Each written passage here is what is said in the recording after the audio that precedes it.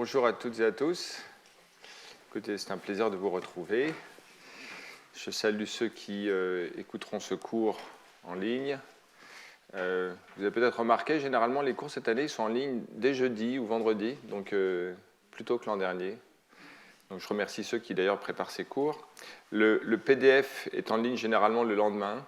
Et il est nécessaire pour suivre le cours parce que même si la capture vidéo est de meilleure qualité qu'avant, puisque l'écran est meilleur, si on n'a pas le texte, on ne le voit pas assez bien. Voilà. Donc, et ces PDF sont libres d'usage, sauf jetés à la poubelle, évidemment. Donc, faites-en bon usage. Voilà. Donc, aujourd'hui, on va poursuivre sur cette thématique ou sous-thématique commencée la semaine dernière sur l'idée qu'en fait, les organes contrôlent ont des moyens en fait, de mesurer leurs propres dimensions qui leur permettent d'atteindre une taille finie. Et c'est cette question que l'on va continuer à aborder aujourd'hui. Donc, comme j'en ai l'habitude, un résumé du cours dernier pour partir sur des bases communes.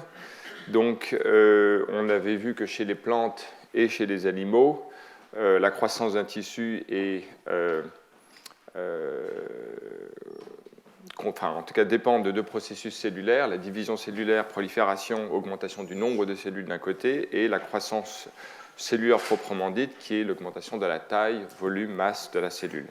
Ces deux processus sont généralement coordonnés, de sorte qu'après une division cellulaire, les deux cellules filles ont le même volume que la cellule mère, mais il arrive parfois qu'il y ait les deux processus ne soient pas parfaitement équilibrés, de sorte qu'il y ait une réduction de la taille de certaines cellules. Voilà, mais ce n'est pas la condition, ce n'est pas la norme, c'est une déviation par rapport à la norme dans laquelle les deux processus sont coordonnés. On avait vu également, et j'avais rappelé, les voies principales qui contrôlent à un niveau intrinsèque, c'est-à-dire au niveau de chaque cellule, leur croissance. Ces voies d'anabolisme sont la voie TOR universelle chez les plantes et les animaux, la levure même, et les branches associées, la voie RAS et la voie PI3 kinase. Donc on ne va pas trop s'embarrasser l'esprit de multiplicité de pathways. Ce n'est pas d'ailleurs dans cet esprit que je fais mes cours, mais néanmoins il est quand même important d'avoir à l'esprit quelques-uns d'entre eux, surtout quand ils sont universels comme ceci. Pour ce qui est de la division cellulaire, encore une fois, universalité des voies de régulation, de la levure jusqu'à l'homme. Ces processus sont régulés par des facteurs qui time les processus dans le temps, les contrôlent par les complexes CDK cycline et des régulateurs comme E2F, RB, rétinoblastoma, etc. Donc ces deux voies, croissance et cycle cellulaire, division cellulaire, ont leur propre régulateur intrinsèque. Mais on avait vu, et c'est ça qui était intéressant, deux modalités de compensation de la croissance.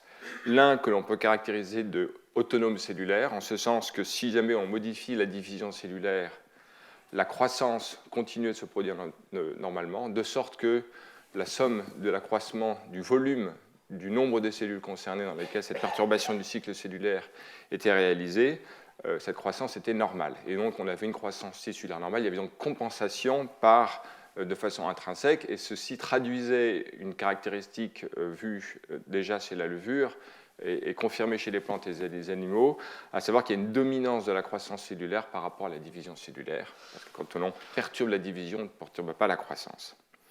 Et ceci est assuré par des choses comme... Alors c'est ploïdie, policy, c'est une erreur de correcteur automatique, ploïdie, CDC2, endoréplication.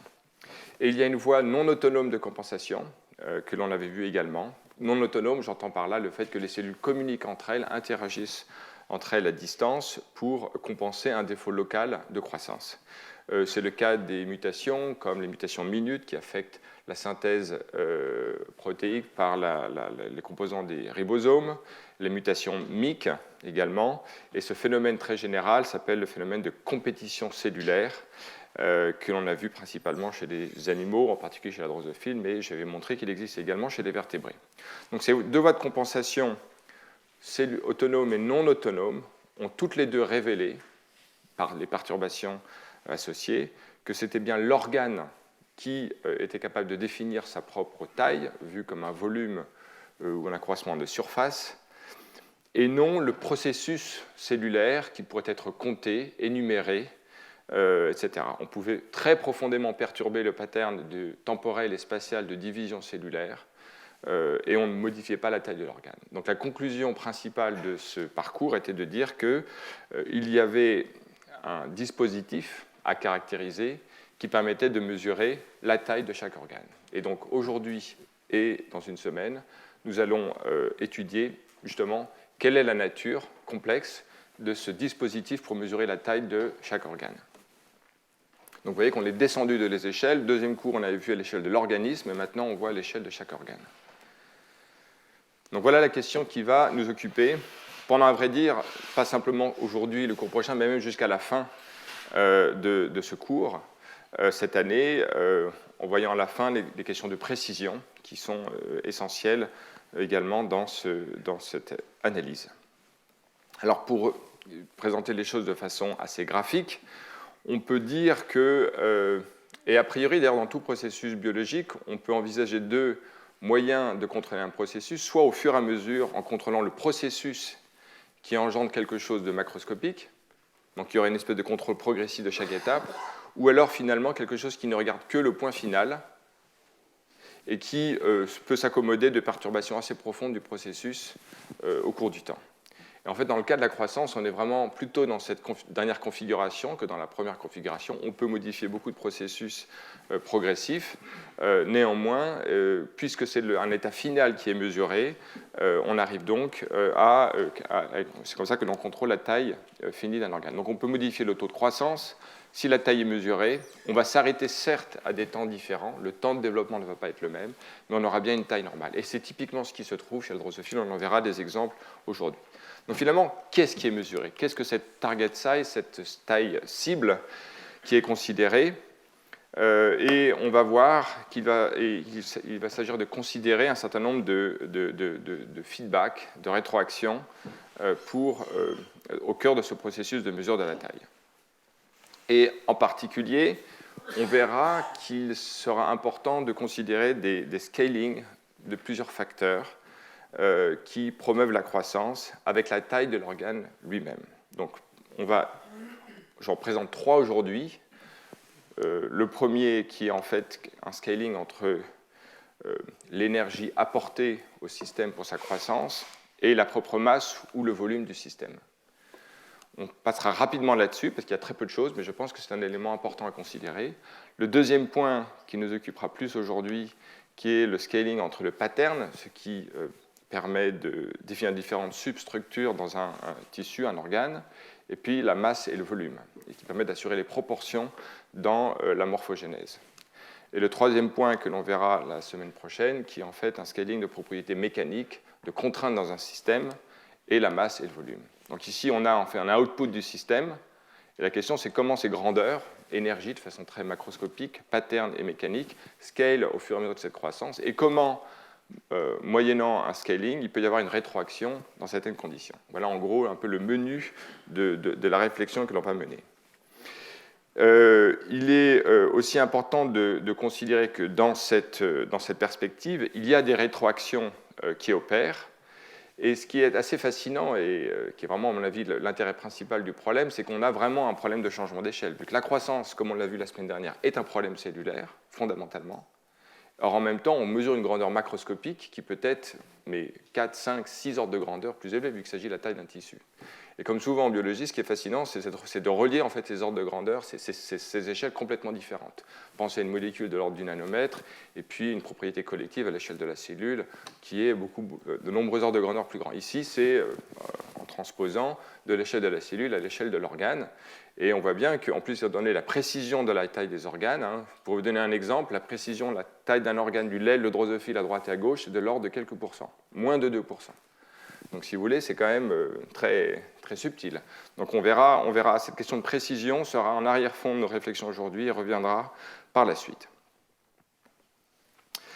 Alors, donc, j'aimerais commencer par quelque chose qui fait un lien direct avec le cours numéro 2 sur les lois d'échelle et qui, à vrai dire, est très peu étudié et m'a semblé être un élément, en tout cas certainement important, à présenter dans cette question de la taille d'un organe, mais j'ai trouvé quand même peu d'éléments dans la littérature qui s'y rattachent directement. Donc je rappelle pour ceux qui n'étaient pas là, rapidement, donc c'est le cours du 19 novembre, ce qu'il s'était agi en concernant le problème des lois d'échelle. Donc en fait, on avait vu que cette loi de loi de puissance qui relie la puissance métabolique, c'est-à-dire le nombre de l'énergie consommée par unité de temps, donc en watts, grand B, en fait est reliée par une loi de puissance à la masse d'un organisme avec un exposant 3/4. Et comme on va le voir en rappelant dans la diapositive suivante, cette loi de puissance, dans la théorie que j'avais présentée de Brown, Enquist et West, Brown, Enquist, peu importe l'ordre, reflète les contraintes imposées par la distribution énergétique dans un réseau hiérarchique fractal, avec des terminaisons invariantes et avec la contrainte aussi de minimisation de l'énergie dissipée dans le réseau. Donc quelque chose qui prend en compte en fait des contraintes internes au réseau, la contrainte de distribution de l'énergie, et en fait on verra que cela, je le rappellerai dans la diapositive suivante, amenait en fait une courbe de croissance universelle avec une masse asymptotique que l'on peut dériver. Toujours est-il que cet argument sur les contraintes d'apport énergétique que l'on a vu à l'échelle de l'organisme, on pourrait a priori le transposer à niveau de chaque organe. Donc l'organisme est fait de tous ces organes que vous voyez ici, et si l'on prend ici un rein, donc une angiographie qui montre en fait la distribution du réseau sanguin dans le rein, on voit ce qui est décrit et qui est sous-jacent dans la théorie de West, Brown, Enquist, c'est-à-dire qu'on a un système en partie fractal, c'est bien sûr une simplification, mais c'est vraiment ce que l'on peut voir en tout cas de façon macroscopique ici, et donc on pourrait se dire que de façon autonome, dans chaque organe, les mêmes contraintes pourraient opérer et induiraient en fait une limite à la croissance. Alors, j'ai trouvé une étude qui en fait tente d'expliquer si la loi macroscopique de Kleiber peut se dériver d'une loi similaire à l'échelle de chaque organe, et dans laquelle on sommerait, en fait, donc ici vous avez la même grandeur que grand B, c'est-à-dire la puissance métabolique au niveau de l'organisme, que l'on prédirait à partir de la somme de termes équivalents à l'échelle de chaque organe, donc sommés sur les différents organes, dans lesquels ici on va avoir la puissance métabolique masse spécifique, c'est-à-dire c'est des watts par kilo, d'accord ? Donc on dira que c'est une loi de puissance. Il s'agit de trouver en fait la constante de proportionnalité A et l'exposant B pour chaque organe, et ici c'est la masse de chaque organe, de telle sorte que la somme donne en fait une loi qui soit la loi de Brown, la loi de Kleiber, avec l'exposant 3/4. Alors, il y a le recensement dans cette étude de plus de 100 organes, des 4 organes principaux consommateurs d'énergie que sont le cerveau, le cœur, le rein c'est l'organe qui par poids consomme le plus d'énergie, ainsi que le foie. Donc c'est 4 organes principaux, et le reste qu'on appelle le résidu, c'est-à-dire tout le reste qui consomme, mais beaucoup moins en fait par kilo. Et les auteurs montrent en fait que par régression linéaire des données sur plein d'organismes, de la musaraigne jusqu'à l'éléphant, donc à travers beaucoup d'ordres de grandeur, on a en fait des lois de puissance avec des coefficients qui ne sont pas exactement 3/4, mais enfin qui s'approchent. Et en utilisant cette équation, on peut prédire en fait une loi de puissance pour l'ensemble de l'organisme, qu'on le trouve ici, vous voyez, avec un coefficient 0,75. Alors dans la loi de Kleiber, B0 c'est 70, donc on n'est pas très loin. Donc les auteurs en fait en concluent qu'on peut retrouver une espèce de loi de Kleiber en raisonnant à partir de données directement au niveau de chaque organe. Alors il n'y a pas beaucoup de mesures précises de la puissance métabolique par organe, et a fortiori chez tous les organismes. Donc là c'est plutôt une inférence à partir de données multiples sur la masse L précise et de régression linéaire de données qui permettent de retrouver des exposants voilà. En tout cas, voilà clairement une direction qui me semble intéressante, qui montre que l'on peut effectivement raisonner en termes de loi de puissance au niveau de chaque organe. Et c'est sur cette base-là que j'aimerais maintenant rappeler le second volet extrêmement intéressant de la théorie de West, Brown, Enquist, qui en fait permet de dériver une masse asymptotique à chaque organe, étant donné ses contraintes sur l'apport énergétique. Donc voilà en fait l'hypothèse. L'hypothèse, c'est que en raisonnant selon cette théorie au niveau de chaque organe, on pourrait dériver une loi de croissance de chaque organe. Ici, c'est le rappel de ce qui avait été vu pour l'organisme, dans lequel m la masse de l'organisme. On a ici cette équation dans laquelle on prend en compte ce qui... alors j'ai simplifié parce qu'on n'a pas le temps de tout revoir, mais je vous renvoie au cours. On a ce qui est nécessaire à la production de nouvelles cellules et ce qui est nécessaire aussi au maintien en vie de l'organisme. EC, c'est l'énergie qui est nécessaire à la production d'une nouvelle cellule. En tout cas, on arrive à cette équation dans laquelle on voit d'un côté la contribution de ce qui est apporté avec un exposant 3/4 et puis la demande énergétique avec un exposant 1. Et en fait, c'est l'écart la différence entre ces deux exposants qui permettent de dériver en fait les conditions d'arrêt de croissance dans lesquelles la masse asymptotique est égale à le rapport entre ces deux grandeurs qui sont des propriétés intrinsèques de chaque organisme et que l'on pourrait transposer des propriétés de chaque organe. C'est-à-dire que, par exemple, EC, c'est l'énergie nécessaire à la croissance au doublement d'une cellule. B0, c'est le coefficient de proportionnalité de la loi de Kleiber qu'on pourrait voir pour chaque organe. MC, la masse de chaque cellule. Et BC, c'est le métabolisme basal par cellule. Donc, on pourrait le transposer aussi par type cellulaire. Voilà. Toujours est-il que, donc, on pourrait dériver une masse asymptotique et en renormalisant les choses, donc la masse et le temps, les auteurs montraient qu'on pouvait dériver une loi de croissance universelle dans laquelle toutes les données de tous les organismes collapsaient sur une unique courbe dans laquelle on avait cette masse asymptotique et puis un temps caractéristique. Et en particulier, ce terme R qui est ici la masse normalisée sur la masse asymptotique, puissance 1/4, en fait, peut se voir très précisément comme la fraction de l'énergie qui est allouée à la croissance, et en fait, qui est allouée au maintien de l'organisme, à sa maintenance, et donc qui sature, et en fait, de façon corollaire, la fraction allouée à la croissance décroît exponentiellement vers 0. Et c'est donc une autre façon de voir l'idée qu'il y a une masse asymptotique. Donc finalement, à partir de... Je résume ce que je vous ai montré dans la diapositive précédente, où il semble qu'on puisse raisonner en termes de loi de Kleiber pour chaque organe. D'accord ? Et la loi de Kleiber permettant de dériver, en tout cas la théorie de Brown-Enquist permettant de dériver une masse asymptotique, on pourrait dire qu'à chaque organe, on pourrait dériver une masse asymptotique qui serait la conséquence en fait du mismatch, enfin de l'écart entre les contraintes de demande énergétique qui ne sont pas balancées rigoureusement par l'offre énergétique à travers le réseau qui a ses propres contraintes, que l'on a vu. Et donc c'est le déséquilibre entre l'offre et la demande qui apporterait cette limite à la croissance de chaque organe. Alors, y a-t-il des études dans la littérature qui, en fait, s'inspirant de cela, iraient dans ce sens-là ? Pas vraiment, en tout cas, je ne les ai pas trouvées. Mais il y a au moins des études dans un organisme dont j'aurai l'occasion de reparler dans mon dernier cours, qui concerne non pas la drosophile, mais un autre insecte, beaucoup plus gros, ce papillon, Manduca sexta, dans lequel il y a eu beaucoup d'études, notamment par cet auteur, Frédéric Nijhout, qui, dans un papier en 2011, a étudié justement ces problèmes de contrainte, enfin, d'apport énergétique par rapport à la demande.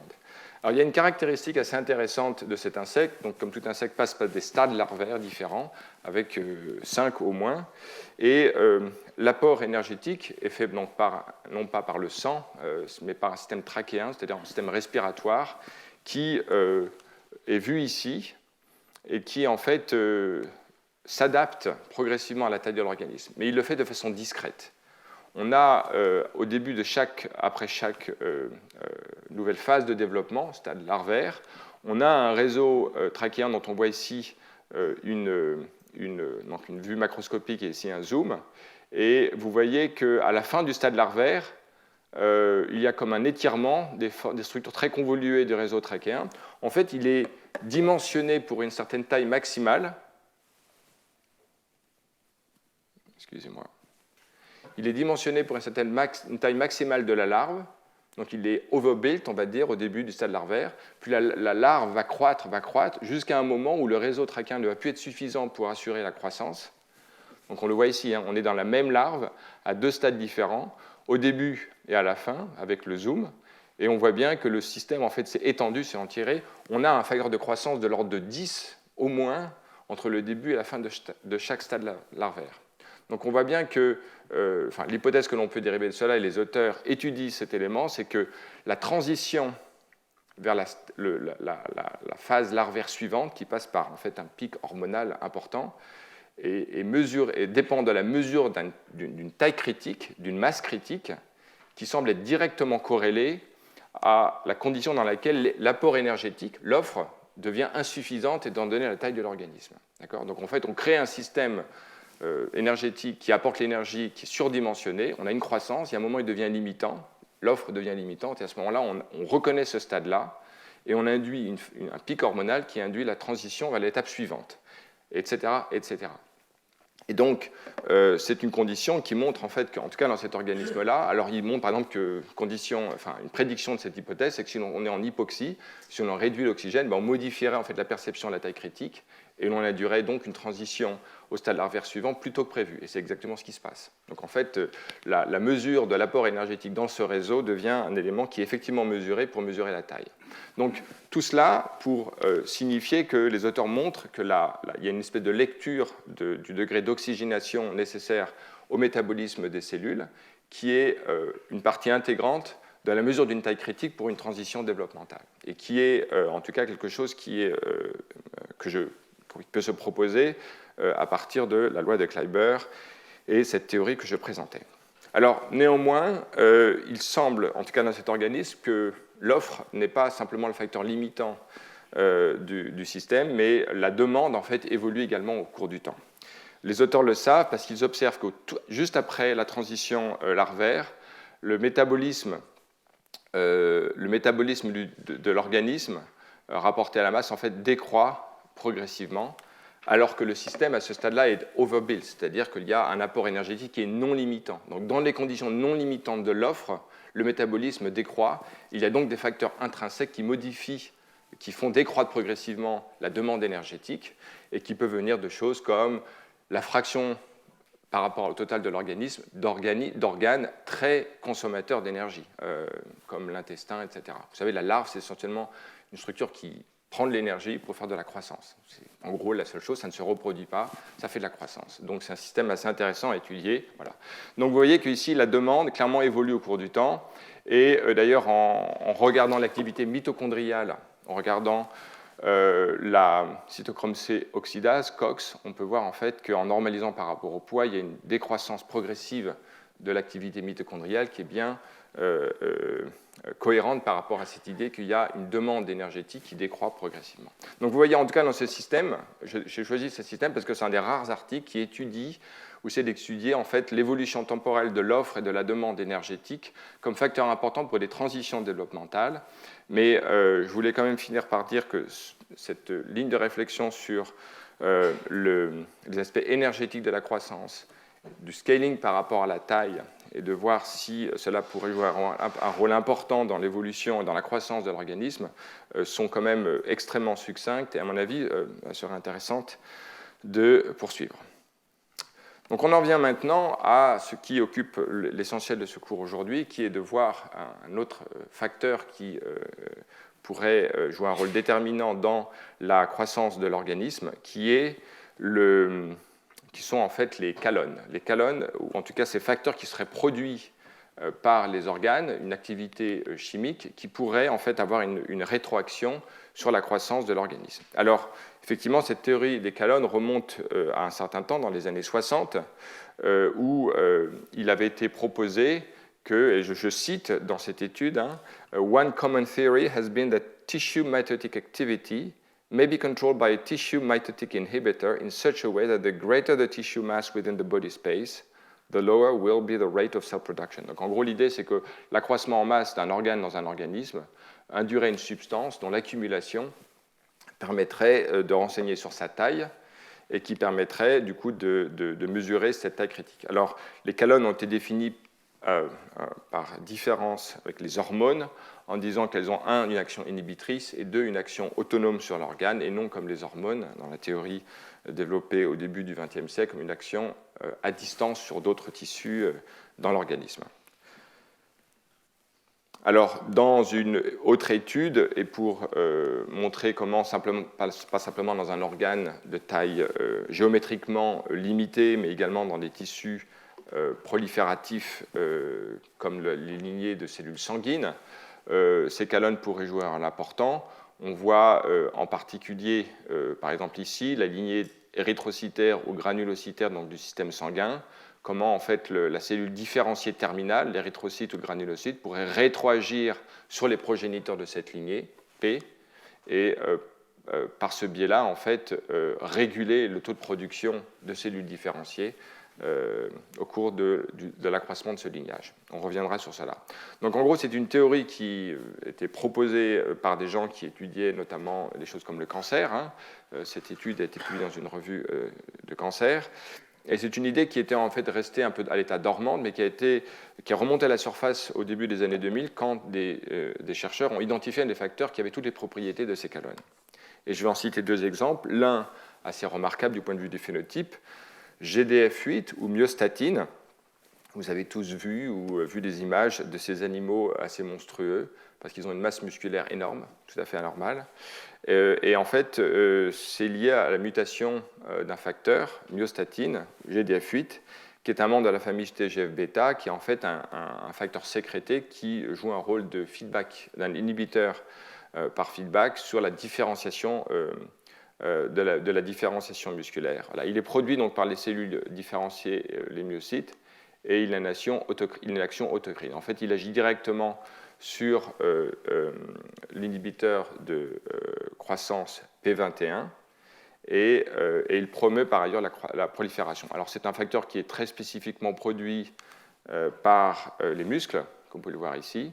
Et quand on produit dans un mutant GDF8, ben, en fait, il y a un accroissement de la masse musculaire, l'accroissement du diamètre des myofibrilles, etc. Donc c'est un facteur produit par les cellules différenciées qui rétroagit sur la prolifération des progéniteurs.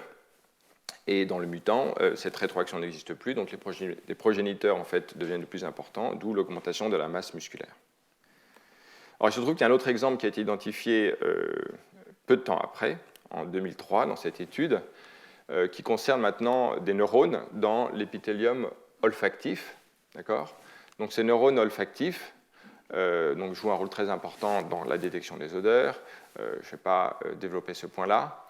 Et les auteurs ont montré, alors également, on a des cellules souches, des cellules transitoires, des progéniteurs qui vont proliférer, et ensuite une phase de différenciation vers des cellules neuronales qui se produisent alors un autre facteur, GDF11 cette fois-ci, et non pas GDF8, qui rétroagit de façon négative sur les progéniteurs en inhibant leur croissance, leur prolifération.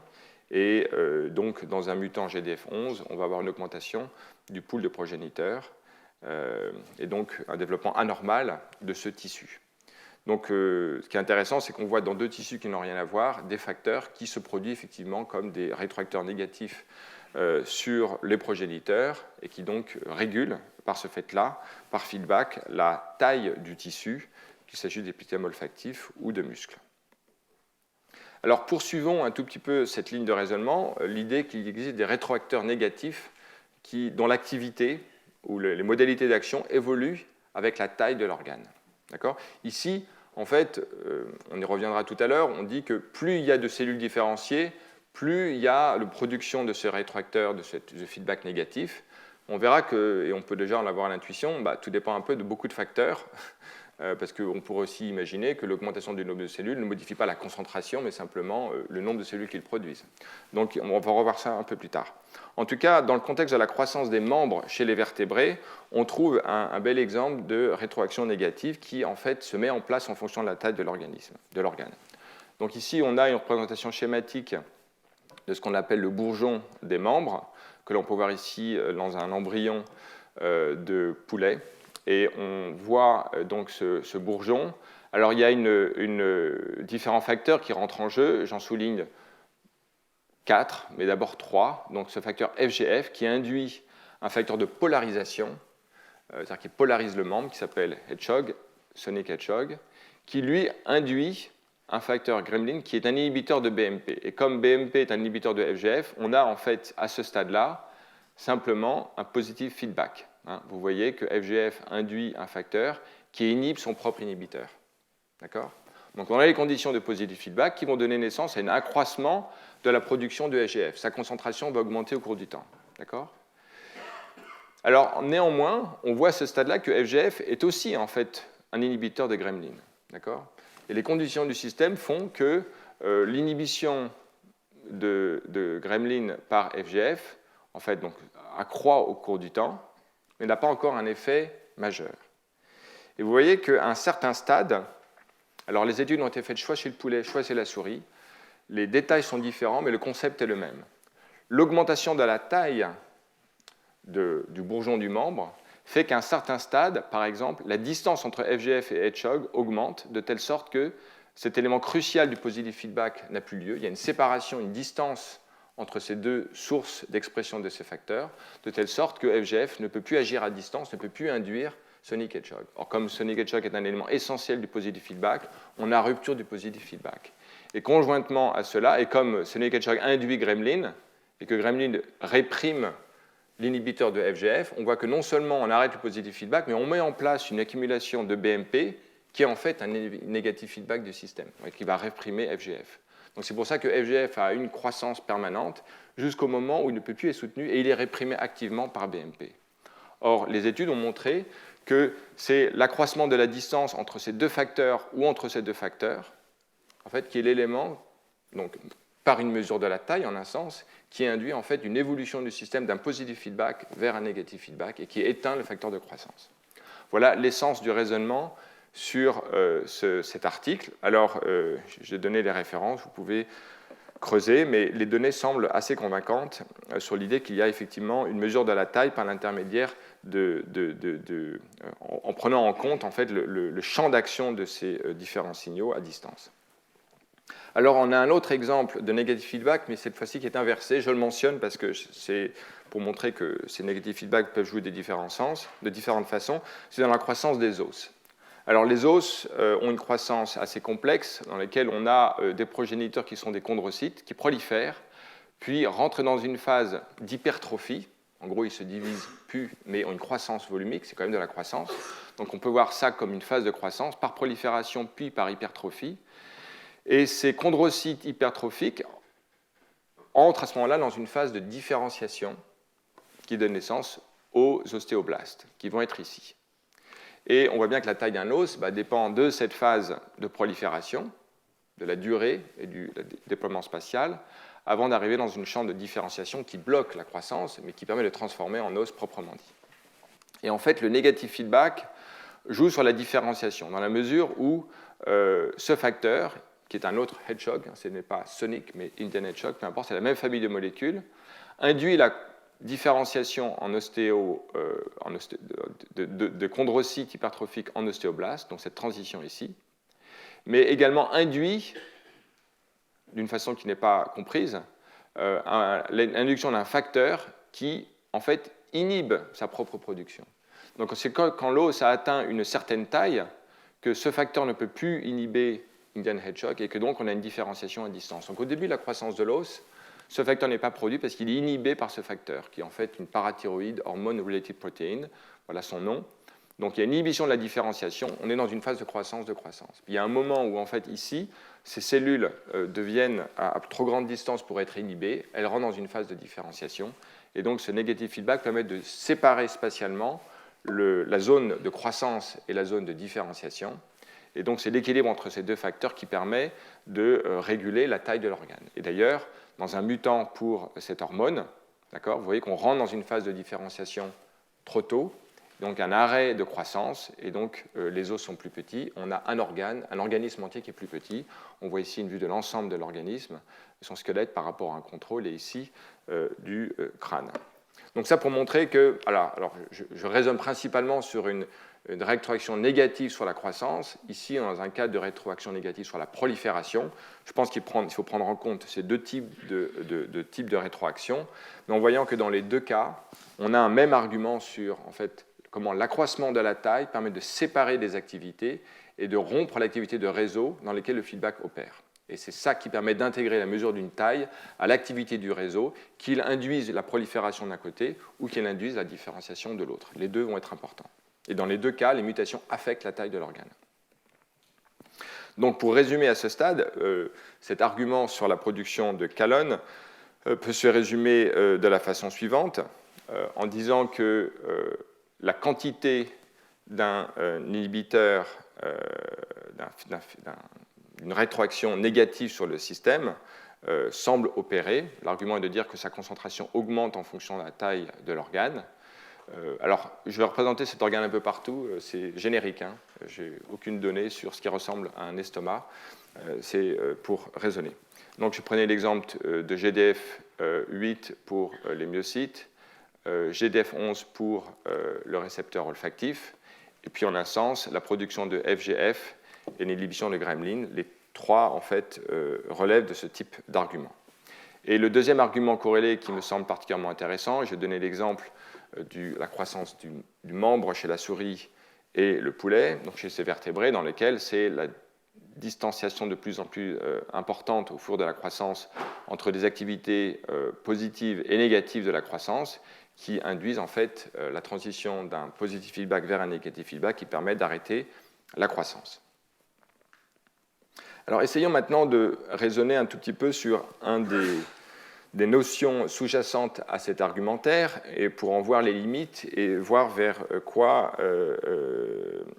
évoluer. Donc l'argument est de dire que l'accroissement du nombre de cellules induit l'accroissement de la concentration d'un inhibiteur de croissance. En fait, tout dépend de beaucoup de choses.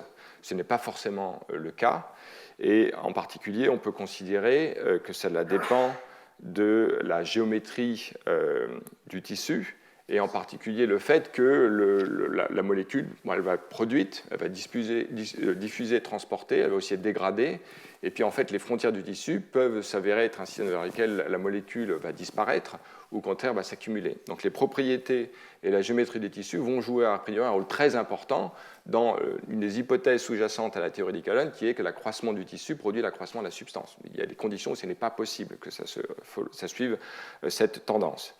Donc, et en particulier, on peut se poser la question de savoir quelle est la dépendance par rapport à la géométrie des paramètres biochimiques du système. Par paramètres biochimiques du système, j'entends production, diffusion, dégradation et des choses comme ça. Est-ce que la géométrie influe sur ces paramètres? C'est tout à fait possible, et on verra que dans certains cas, ça semble être le cas. Et inversement, quelle est la sensibilité de la géométrie à ces paramètres biochimiques? La géométrie, elle change, vu que c'est la richesse et la complexité du système. La géométrie, c'est la taille, par exemple. Et la taille étant pas simplement un domaine simplement unidimensionnel, la croissance, c'est sous-jacent le raisonnement, notamment si vous vous souvenez mes cours de l'an dernier, c'est un tenseur, c'est pas simplement une propriété scalaire, donc il y en a des facteurs géométriques complexes. On peut même avoir des courbures, des choses comme ça, on verra ça dans la prochaine fois un peu. Donc on voit bien qu'une certaine implication ici, c'est qu'on pourrait raisonner en disant qu'il y a une espèce de fine-tuning du taux de croissance et des paramètres biochimiques, de telle sorte que l'on arrive, en fait, effectivement, soit à l'accumulation graduelle, linéaire, par exemple, de l'inhibiteur de la croissance en fonction de la taille, ou non. Alors, est-ce qu'on va fine-tuner les systèmes, les paramètres, pour qu'on arrive au résultat attendu, ou au contraire, y a-t-il une interdépendance entre ces facteurs, de telle sorte qu'il y a une certaine tolérance par rapport à les variabilités de production, et le système va tolérer et arriver toujours à la même taille finale. Donc, et pour en fait matérialiser un peu plus ce type de raisonnement, on peut voir que par exemple, la croissance et la division cellulaire pourraient potentiellement transporter ou advecter les facteurs biochimiques, les calones, et par ce biais-là, les diluer, affecter leur stabilité, etc., etc. Donc on va revoir ça tout à l'heure. Mais je voulais au moins présenter l'argumentaire pour montrer que cette théorie simple des calones qui était présentée dans les années 60, en fait, elle a beaucoup de sous-entendus qui demandent à être affinés pour que vraiment ça devienne une théorie qui a un sens. Alors, pour illustrer cela de façon simple, dans un cas particulier, si l'on prend cette situation de référence, où on va dire qu'on a une accumulation progressive de la calone en fonction de la taille du tissu, imaginons une expérience de pensée dans laquelle on va garder inchangé le taux de production et la croissance du tissu, et néanmoins on va augmenter la stabilité de l'inhibiteur. Eh bien, il va y avoir une accumulation plus rapide de l'inhibiteur et donc un arrêt de croissance plus tôt. Donc on a un organe plus petit. Si inversement, on maintenait les paramètres biochimiques constants, stabilité, production, diffusion, etc., mais qu'en revanche on augmentait le paramètre de croissance, à ce moment-là, on aurait en fait une accumulation plus lente de l'inhibiteur et donc un arrêt de croissance plus tard. Si la concentration critique est ce qui est détecté par système dans la théorie des colonnes pour inhiber la croissance du système. Donc, on pourrait imaginer, donc, à partir de là, pour éviter cette... Donc, il y aurait une type de sensibilité du système à un certain nombre de paramètres. Et donc, comme la biologie ne veut généralement pas ce genre de variabilité, on peut imaginer qu'il y a des feedbacks entre le taux de croissance, entre le... enfin, qu'il y a une interaction entre, par exemple... excusez-moi. Entre...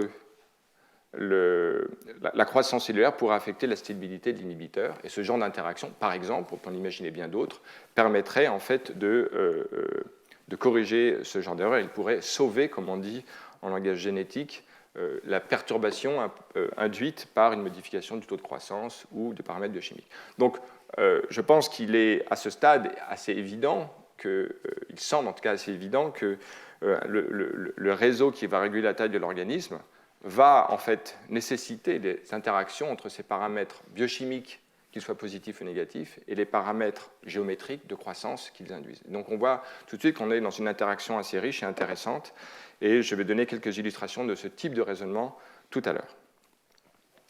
Alors pour commencer, et pour montrer que la croissance intéresse des domaines assez divers, souvent on aura à l'esprit, dans les systèmes que je vais présenter, la croissance d'organes, j'allais dire compacts, c'est-à-dire dans lesquels l'ensemble des cellules forment un territoire bien délimité. Mais on est aussi souvent dans les lignages qui partent de progéniteurs, de cellules souches, dont j'avais parlé dans mon premier cours pour montrer que c'est une stratégie particulière de retard de la différenciation permettant donc la croissance d'un organe.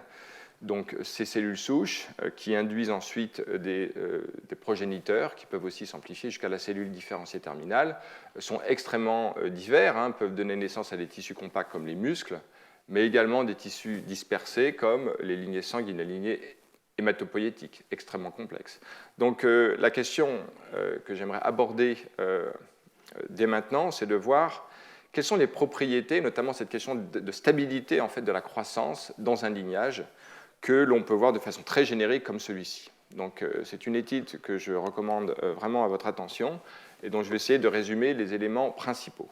Alors, dans un lignage, on part généralement d'une cellule souche qui a une certaine probabilité de s'autorépliquer, c'est-à-dire de produire en fait la même cellule, et puis à un certain taux de passer à une étape suivante, qui est généralement une autre cellule qui va aussi s'autorépliquer. Alors on les appelle transit amplifying cells dans bon nombre de systèmes, qui va avoir sa propre probabilité aussi de se régénérer et puis de transiter vers l'étape suivante, etc. Alors on pourrait avoir autant d'étapes que l'on veut, 2 étapes ou 3 suffisent, jusqu'à la phase terminale de cellules différenciées. Et la question que l'on va se poser, c'est qu'est-ce qui assure la stabilité de ce lignage ? En fait, c'est une question que je trouve extrêmement intéressante, que, à vrai dire, avant de lire cet article, je n'avais jamais rencontré dans aucune discussion des gens qui travaillent depuis très longtemps sur ces systèmes. Qu'est-ce que j'entends par stabilité du lignage ? Alors, dans le cas de l'épithélium olfactif dont j'ai parlé, dans lequel il y a une calonne qui rétroagit sur le système, beau système, on va raisonner sur donc, une cellule souche qui a son propre marqueur, ce qu'on appelle les INP, qui sont les progéniteurs intermédiaires, et la cellule différenciée finale, qui est l'épithélium, le neurone. Voilà. Donc on a 3 types cellulaires, des progéniteurs, une cellule souche proprement dite, et puis la cellule terminale. On voit bien que la probabilité, raisonnons sur en fait, l'importance de cette valeur de la probabilité P0 de la cellule souche de se diviser. Alors, normalement, elle se divise de façon parfaitement asymétrique, c'est-à-dire que toutes les cellules vont générer une cellule identique à elle-même et une cellule qui va être l'INP, donc le précurseur qui suit. Si toutes les cellules se divisent parfaitement asymétriquement, d'accord, à ce moment-là, on a une stabilité du système. Mais imaginons maintenant que quelques cellules souches, il y a toujours des erreurs dans les systèmes biologiques, et une division qui n'est pas asymétrique, par exemple qu'elle génère 2 cellules souches, ou alors même 2 cellules INP. On voit bien que ce processus s'accumulant au cours du temps, une déviation en fait, par rapport à P0 égale 0,5 exactement, va induire en fait soit un accroissement qui va devenir de plus en plus important de la lignée de précurseurs des cellules souches, qui va typiquement donner naissance à ce qu'on appelle une tumeur, ou alors faire évoluer le système vers la voie différenciée, et donc on va avoir un collapse progressif de la population de cellules souches. Donc en fait, le système est extrêmement instable, il est très sensible à la valeur de P0. Et ça, typiquement, on ne veut pas. Et donc, vous voyez, la question est de savoir comment on peut tolérer une certaine distribution statistique de division asymétrique pour les précurseurs, mais en tout cas que chaque cellule puisse ou non avoir une division 0,5, mais que néanmoins, la moyenne de la population soit en fait le plus proche possible de 0,5. Et on va voir que ceci implique un negative feedback, on doit raisonner en ces termes-là, et l'étude montre comment peut agir cette rétroaction. Alors, dans la théorie du contrôle, il y a différentes façons de considérer des feedbacks. J'en mentionne deux, soit un contrôle proportionnel, soit un contrôle différentiel, soit un contrôle intégral. Alors, pour ceux qui ne sont pas familiers de ce type de système, finalement, on va dire qu'on a une valeur de référence que l'on veut atteindre, et tout écart par rapport à cette référence peut être mesuré. Elle peut être mesurée de trois façons différentes.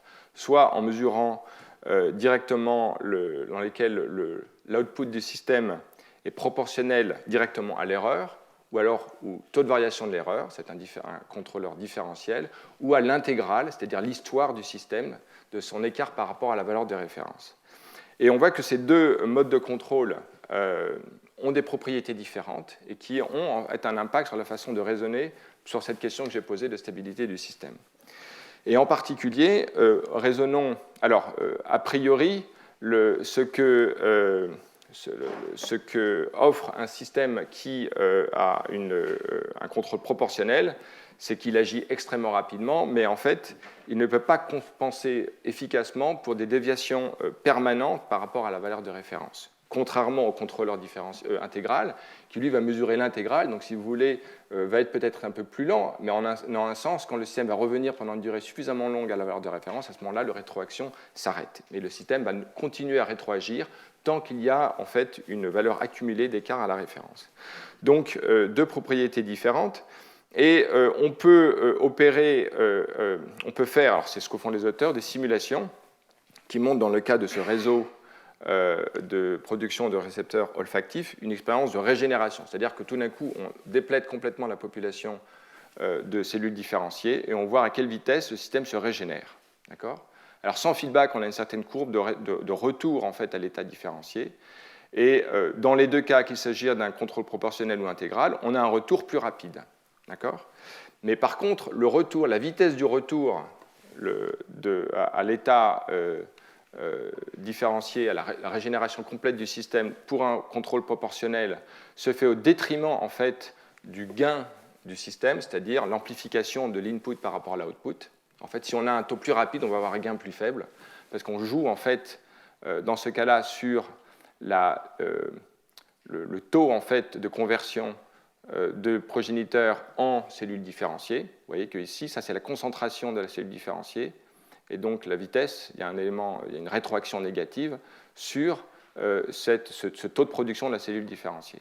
Et dans ce cas-là, en fait, on augmente le taux, mais simplement comme on augmente en fait la durée de ce processus-là, et ben, en fait, on va produire moins de cellules différenciées. Donc il y a une espèce de trade-off ici dans ce contrôle proportionnel. C'est pour ça qu'il n'est pas idéal, et en fait, il y a une autre caractéristique, c'est que dans l'expérience de régénération, en fait, on va accumuler énormément de progéniteurs intermédiaires.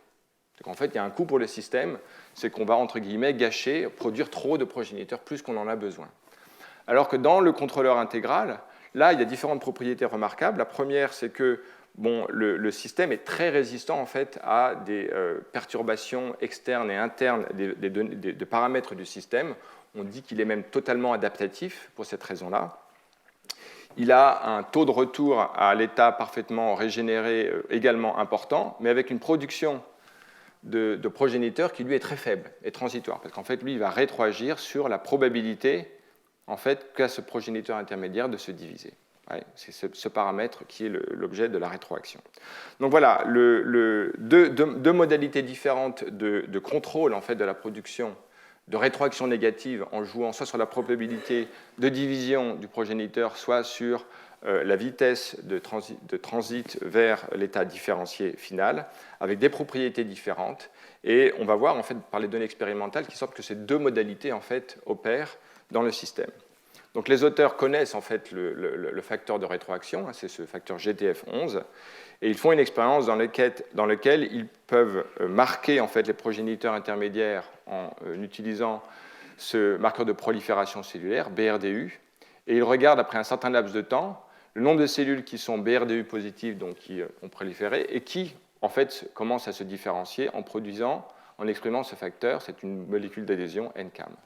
Et l'on voit, par exemple, en l'absence de GDF11, donc c'est un système, en fait, in vitro, on a un certain taux de production au bout d'un certain laps de temps, donc au bout de 18 heures, il y a 60% de cellules positives qui sont en train de devenir différenciées en l'absence de GDF11. D'accord ? Donc on est à cet état-là. Et puis maintenant, si on attend un peu plus longtemps, on voit l'évolution, en fait, temporelle de la quantité de telles cellules qui sont devenues différenciées, qui permet de suivre directement l'état de différenciation. Et le point important, c'est que si jamais une cellule rentre en division, ça va prendre un certain temps, donc ça va introduire un délai dans la production de cellules différenciées. Donc en un sens, le délai dans la production de NCAM, en fait, est directement indicatif de la probabilité, en fait, qui est corrélée à la probabilité de réplication du progéniteur ici. D'accord ? Donc s'il y a une rétroaction de GDF11 sur P1, on le verra, en fait, comme un délai dans la production de progéniteurs. Alors on voit que quand on apporte un tout petit peu de GDF11, d'accord, on augmente la production de récepteurs olfactifs, d'accord, ce qui est indicatif, en fait, d'une réduction de la probabilité que les progéniteurs se soient divisés. En fait, il y a une réduction de la probabilité P1. Et si on augmente encore la dose de GDF11, d'accord, là, par contre, on va baisser la quantité de récepteurs olfactifs, qui peut s'expliquer par le fait qu'il y aura une augmentation de la durée de transition de l'état progéniteur à l'état différencié, et donc augmentant ce temps, dans l'expérience au bout de 18 heures, on voit en fait une réduction de la production de progéniteurs. Et si c'est effectivement lié à ça, si on augmentait en fait le temps, de la fenêtre le temps après la perturbation, en 36 heures après, on devrait avoir une baisse une réduction de cette perte de production de récepteurs olfactifs, ce qui est observé. Voilà. Et ici, avec les données quantitatives, le modèle qu'ils utilisent qui permet d'avoir des cinétiques à peu près semblables aux données expérimentales. Donc voilà en fait un type de raisonnement qui montre que effectivement les perturbations du système montrent qu'il semble que GDF11 joue à la fois sur P1, donc opérant comme un contrôle intégral du système, et également différentiel en jouant sur le taux de transition entre 1 et 2. Donc voilà, on a raisonné sur la calone, on a vu ses propriétés, et là je voulais vous montrer, avant que l'on parle d'organes avec des patterns particuliers, voir que l'on peut étudier la propriété de stabilité du système et sa capacité en fait à revenir à un état après perturbation, c'est-à-dire en fait mort de l'état différencié, et régénération au retour à sa condition de référence. Alors, on avait vu tout à l'heure un raisonnement sur ce qu'il était attendu en termes de rétroaction négative pour expliquer la taille de l'organe avec des facteurs positifs et négatifs. Je mentionne, bien que ce sera l'objet du cours prochain, que ce qui peut mieux résoudre l'organe peuvent être des facteurs d'origine mécanique. Imaginons qu'il y ait des propriétés autour, comme par exemple une enveloppe autour d'un organe. On pourrait imaginer qu'au fur et à mesure de sa croissance, il y aurait un accroissement en fait, de stress élastique dans le tissu qui pourrait, par exemple, induire une rétroaction négative sur la prolifération et la croissance. On verra ça en détail la semaine prochaine. Et donc, ceci pourrait jouer un rôle en fait, de couplage entre la taille de l'organe et la prolifération ou la croissance des cellules, et ainsi jouer un rôle de rétroaction négative. Et puis, une autre façon de raisonner, c'est de dire qu'il y a un couplage précis entre ce qu'on va appeler le pattern, c'est-à-dire les différentes structures ou sous-structures qui constituent la forme de l'organe, et puis sa taille. On voit bien que, et donc là, ce qui est scalé, c'est en fait le pattern par rapport à la taille. Et on va maintenant vraiment étudier ça plus en détail et voir qu'il y a effectivement des études qui montrent que ce couplage est extrêmement important pour déterminer la taille complète de l'organe. Alors, pour initier cette réflexion, il est important de revenir en arrière, et en particulier de revenir à des expériences de régénération. Alors, on a vu la régénération de lignées sanguines. Là, c'est une tradition assez ancienne qui consiste à perturber à l'état adulte le système, voir la régénération, et l'étudier en tant qu'il renseigne sur les propriétés de croissance, de restauration du pattern et de la croissance, et donc de renseigner sur le développement lui-même. D'accord ? Et il y a en particulier un concept qui s'appelle croissance intercalaire, qui remonte en fait au concept d'information de position qui a été développé par Louis Wolpert en 1969 dans un article célèbre, et qui dit en fait que chaque cellule est dotée d'une information qu'on peut décrire en coordonnées cartésiennes ou en coordonnées radiales et angulaires.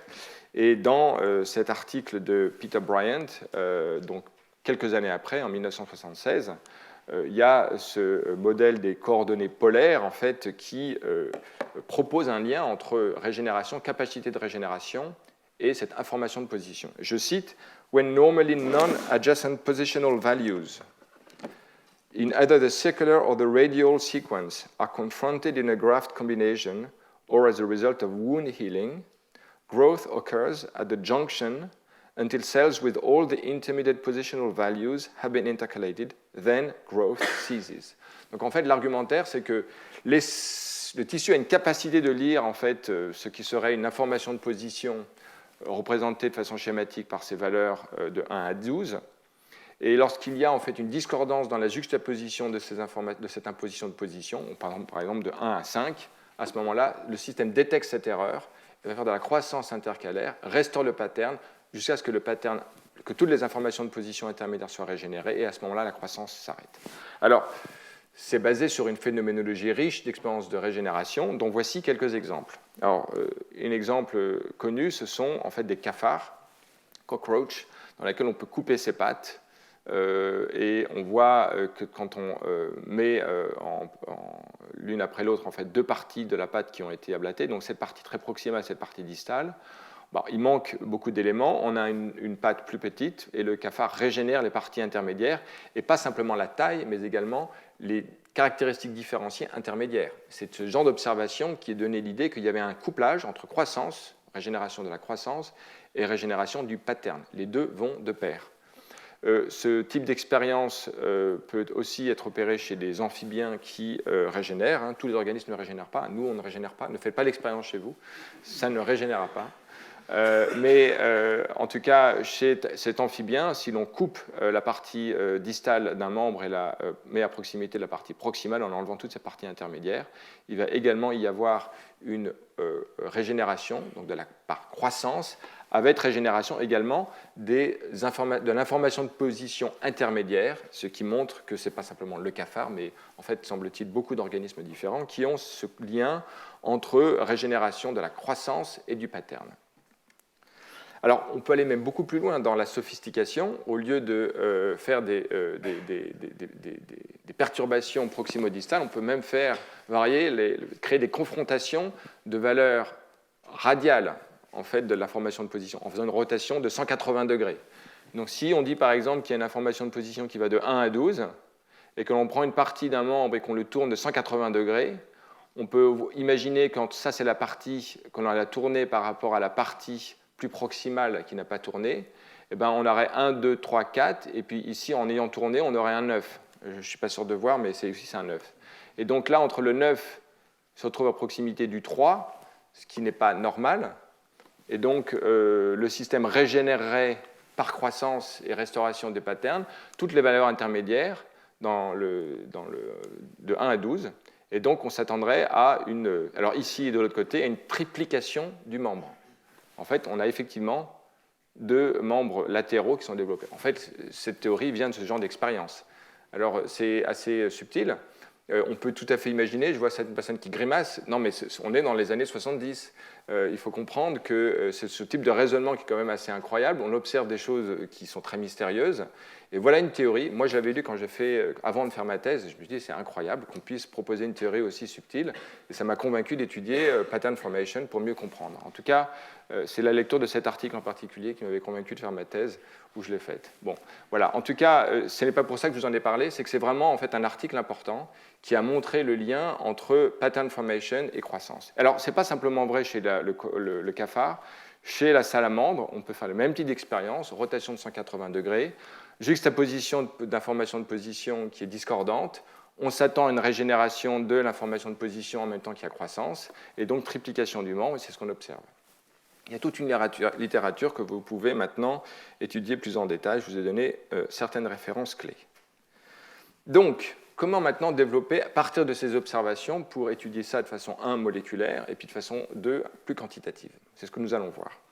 Alors, on est effectivement dans post-1969, donc dans le concept d'information de position, et Lewis Wolpert et d'autres ont à ce moment-là commencé à incarner cette théorie en disant qu'il y avait des facteurs de diffusion qu'on appellera des morphogènes, qui pouvaient avoir un rôle en sens où la concentration locale de ces substances pouvait être justement l'information de position, ce qu'on en avait vu dans je ne sais plus quel cours, en tout cas ces 2 années passées. En tout cas, c'est une information qui peut être déjà proximodistale, en termes de si jamais la source du morphogène est produite dans la façon distale, on va avoir dans son précurseur un gradient de concentration que j'ai représenté ici. Et puis, pour ce qui est de l'information en coordonnées polaires, en fait, on peut définir des angles en ayant maintenant 2 morphogènes qui seront en position, par exemple, dorsale et ventrale, et qui définiront effectivement des concentrations locales en tout point, de sorte que toutes les valeurs 1, 2, 3 jusqu'à 12 pourraient exister par la mesure de la combinaison des différents morphogènes. Voilà. Alors, je mentionne aussi ces articles. Cette théorie a été réécrite avec un langage différent, mais qui fondamentalement dit la même chose, en 1998 par Antonio Garcia Bellido, avec son fils, qui s'appelle aussi Antonio, mais avec un C, et qui a fait simplement des simulations numériques, mais qui en fait développe cette théorie de façon plus quantitative avec un modèle numérique, des valeurs, des paramètres un peu ad hoc, mais donc qui montre, alors ce modèle s'appelle le modèle de l'antéléchie, et en fait qui dirait que l'organe atteint un peu sa fin en produisant toutes ces valeurs d'information de position intermédiaire. En tout cas, voilà, c'est pour planter un peu le décor. Et l'idée, c'est que les cellules reconnaissent aussi, pourraient reconnaître localement leur information de position et l'échanger avec leurs voisines par des propriétés de surface. Il n'est pas forcément nécessaire que ce soit la simple concentration locale. On pourrait traduire l'information locale en propriété de surface, qui est la base d'interaction entre cellules, qui en fait contrôlerait elle-même la division cellulaire. Et on verra plus tard que c'est un peu comme ça, en tout cas qu'une certaine compréhension du système semble que l'on peut réaliser. Alors, il se trouve que ce ne sont pas simplement des dessins, il y a des molécules qui agissent de cette façon. Et je signale ici 2 morphogènes principaux. Donc là, on est dans le développement de la pâte. Donc vous savez, les disques imaginaux sont des structures globalement, on va dire, pour simplifier, en 2 dimensions. Donc on est dans un disque, le pattern se fait dans un disque. Puis il y a éversion du système, qui fait que l'on passe d'un système en 2 dimensions vers un système en 3 dimensions, dans lequel les parties périphériques vertes sont les parties proximales et les parties centrales rouges sont les parties distales. D'accord ? Et les facteurs qui jouent un rôle important dans le développement de ce pattern, ce sont 2 morphogènes qui ont une activité dépendante de la concentration. L'un en dorsale, qui est un facteur BMP, un TGF-bêta, et l'autre dans la partie ventrale, wingless, qui agit. Alors, vous voyez ici l'expression, qui est une expression en fait en gradient de sa partie la plus ventrale vers les parties latérales. Donc on peut imaginer des concentrations qui évoluent comme représentées ici, et cette étude montre que l'activité combinée de ces 2 facteurs définit une nouvelle source d'activité morphogénétique qui définit en fait des territoires proximodistaux qui forment le pattern proximodistal de la pâte. Donc ça, c'est pour incarner d'une façon moléculaire ce concept. Alors chez les vertébrés, on retrouve les mêmes notions. J'avais parlé tout à l'heure de sonic hedgehog comme un facteur polarisant en fait le membre. Effectivement, si l'on ajoute l'activité de sonic hedgehog dans la partie antérieure ici un poulet, on peut dupliquer les structures en partie. Vous voyez ici un dessin qui représente cette notion. Donc clairement, et il s'agit ici de facteurs morphogènes, sonic hedgehog, un autre exemple de morphogènes. Alors, je rappelle ici ce concept de modèle du drapeau français qui illustre comment, à partir d'une activité discrète continue, une activité continue d'un morphogène, on peut discrétiser un champ en différents domaines, et c'est ce facteur ici qui joue ce rôle crucial. Alors, chez la drosophile, retour chez la drosophile, on peut voir que l'on peut dupliquer en fait un membre en modifiant l'expression de ces facteurs dits morphogénétiques. On voit ici une aile de drosophile qui a cette excroissance antérieure, qui est comme une petite aile secondaire, qui vient de l'expression ectopique simplement de Hedgehog, ce facteur qui normalement est simplement exprimé ici. Et en fait, la cause de cette duplication, c'est l'expression ectopique de ce morphogène qu'on appelle BMP, DPP, dont la simple expression ici dans un petit clone de cellules, alors qu'il est normalement simplement exprimé au centre, induit encore une duplication de l'aile avec modification, évidemment, de la croissance. On a totalement un accroissement du tissu, en même temps qu'il y a une modification du pattern. Donc vous voyez que tous les facteurs que l'on connaît qui modifient en fait la croissance du tissu modifient en même temps le pattern, ce qui accrédite, des années après les premières études, l'idée qu'il y a quelque chose de conjoint entre l'établissement du pattern et la croissance d'un tissu. Et donc c'est pour cela que je m'attarde beaucoup sur cette notion, parce qu'on ne peut pas raisonner en termes de croissance sans raisonner en termes de couplage avec l'information de position. Alors justement, parlons, et on va parler beaucoup plus, de ce facteur de croissance DPP, parce que c'est sans doute l'un des facteurs qui a été le plus l'objet d'analyse quantitative. Et donc, je vais avoir l'occasion de présenter et des données expérimentales et certains modèles théoriques qui permettent d'étudier plus avant le couplage entre pattern et croissance et l'idée de la mesure de la taille du tissu. Alors ici, des expériences beaucoup plus récentes, beaucoup plus sioux qu'on ne pouvait le faire auparavant, dans lesquelles on peut modifier l'activité de DPP en modifiant la durée d'activité. Donc en fait, vous voyez ici une progression où ici on a inhibé quasiment depuis le début ce facteur de croissance. Donc on a une aile toute petite par rapport à l'aile contrôle. Et là, en fait, on a inhibé de moins en moins longtemps ce facteur. Alors vous voyez qu'on modifie le pattern. Le pattern ici, ça va être par exemple la position ou l'existence de ces veines. D'accord ? Donc vous voyez qu'il n'y en a plus beaucoup lorsqu'on en inhibe ce facteur. Donc effectivement, ça, c'est tout à fait cohérent avec l'idée du morphogène. La position de ces veines est en fait une lecture discrète macroscopique de l'activité concentration dépendante du morphogène que l'on a vu avant. Mais regardez comment maintenant l'inhibition de plus en plus longue de ce facteur de croissance induit des ailes de plus en plus petites. Donc il y a bien un effet cumulatif et un contrôle de la taille de l'organe par la durée d'exposition à DPP. Et comme je l'ai dit tout à l'heure, c'est simplement aussi un facteur positif. L'expression ectopique de DPP dans la partie très distale du gradient, c'est-à-dire que lorsque DPP est produit là où il n'est pas normalement produit, on produit une duplication. Elle peut être antérieure, elle peut être postérieure, on a le même effet. Si par contre DPP est surproduit dans la partie où il est déjà produit à fort niveau, ça ne fait rien. D'accord ? Donc là, on voit tout de suite l'idée que les cellules sont capables de mesurer leur concentration de DPP, de comparer en fait avec ce qui se passe autour d'elle, et à partir de là, décider ou non de croître. D'accord ? Il y a un effet, une dépendance à la position pour voir l'effet de la surcroissance.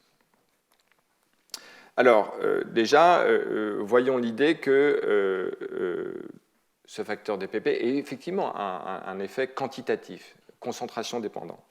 Alors, dans cette étude, on peut voir comment la surexpression du morphogène au niveau de sa source, on va dire ici, dans le territoire qui vous apparaît en jaune, va modifier à distance le champ d'expression d'une de ces cibles.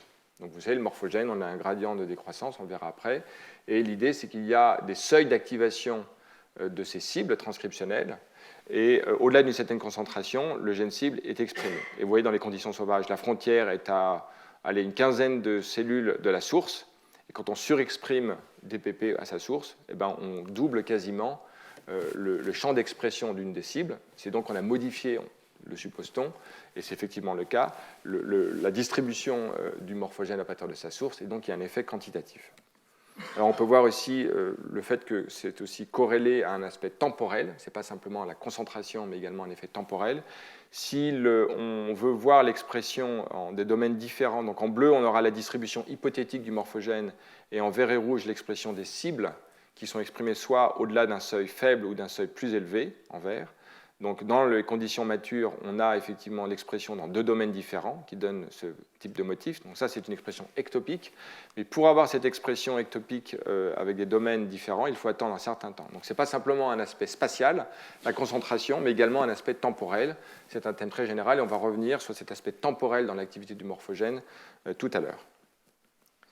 Alors, j'ai montré un certain nombre d'expériences très succinctement qui indiquent que l'activité à distance de ce morphogène dépend de l'expression à sa source, avec l'inférence qu'il y avait quelque chose comme un gradient de décroissance de son activité à distance. Il se trouve qu'on a pu visualiser ça au début des années 2000, et donc à ce moment-là, commencer à faire des mesures sur la forme même du morphogène qui a... On voit ici des données expérimentales en fusionnant le morphogène avec GFP, et on peut voir en fait une décroissance exponentielle du morphogène. Donc, un certain nombre de ces études dont j'ai parlé viennent du laboratoire de González-Gaitán et en collaboration avec Frank Ulischer. Donc, je vais parler de leurs études, mais en mettant dans le contexte d'autres études importantes. Alors, qui dit morphogène produit à une source qui va diffuser et se dégrader, on peut donc définir une équation de conservation de la masse dans laquelle on va avoir un terme de diffusion, un terme de dégradation, et puis également un terme de production à sa source du morphogène.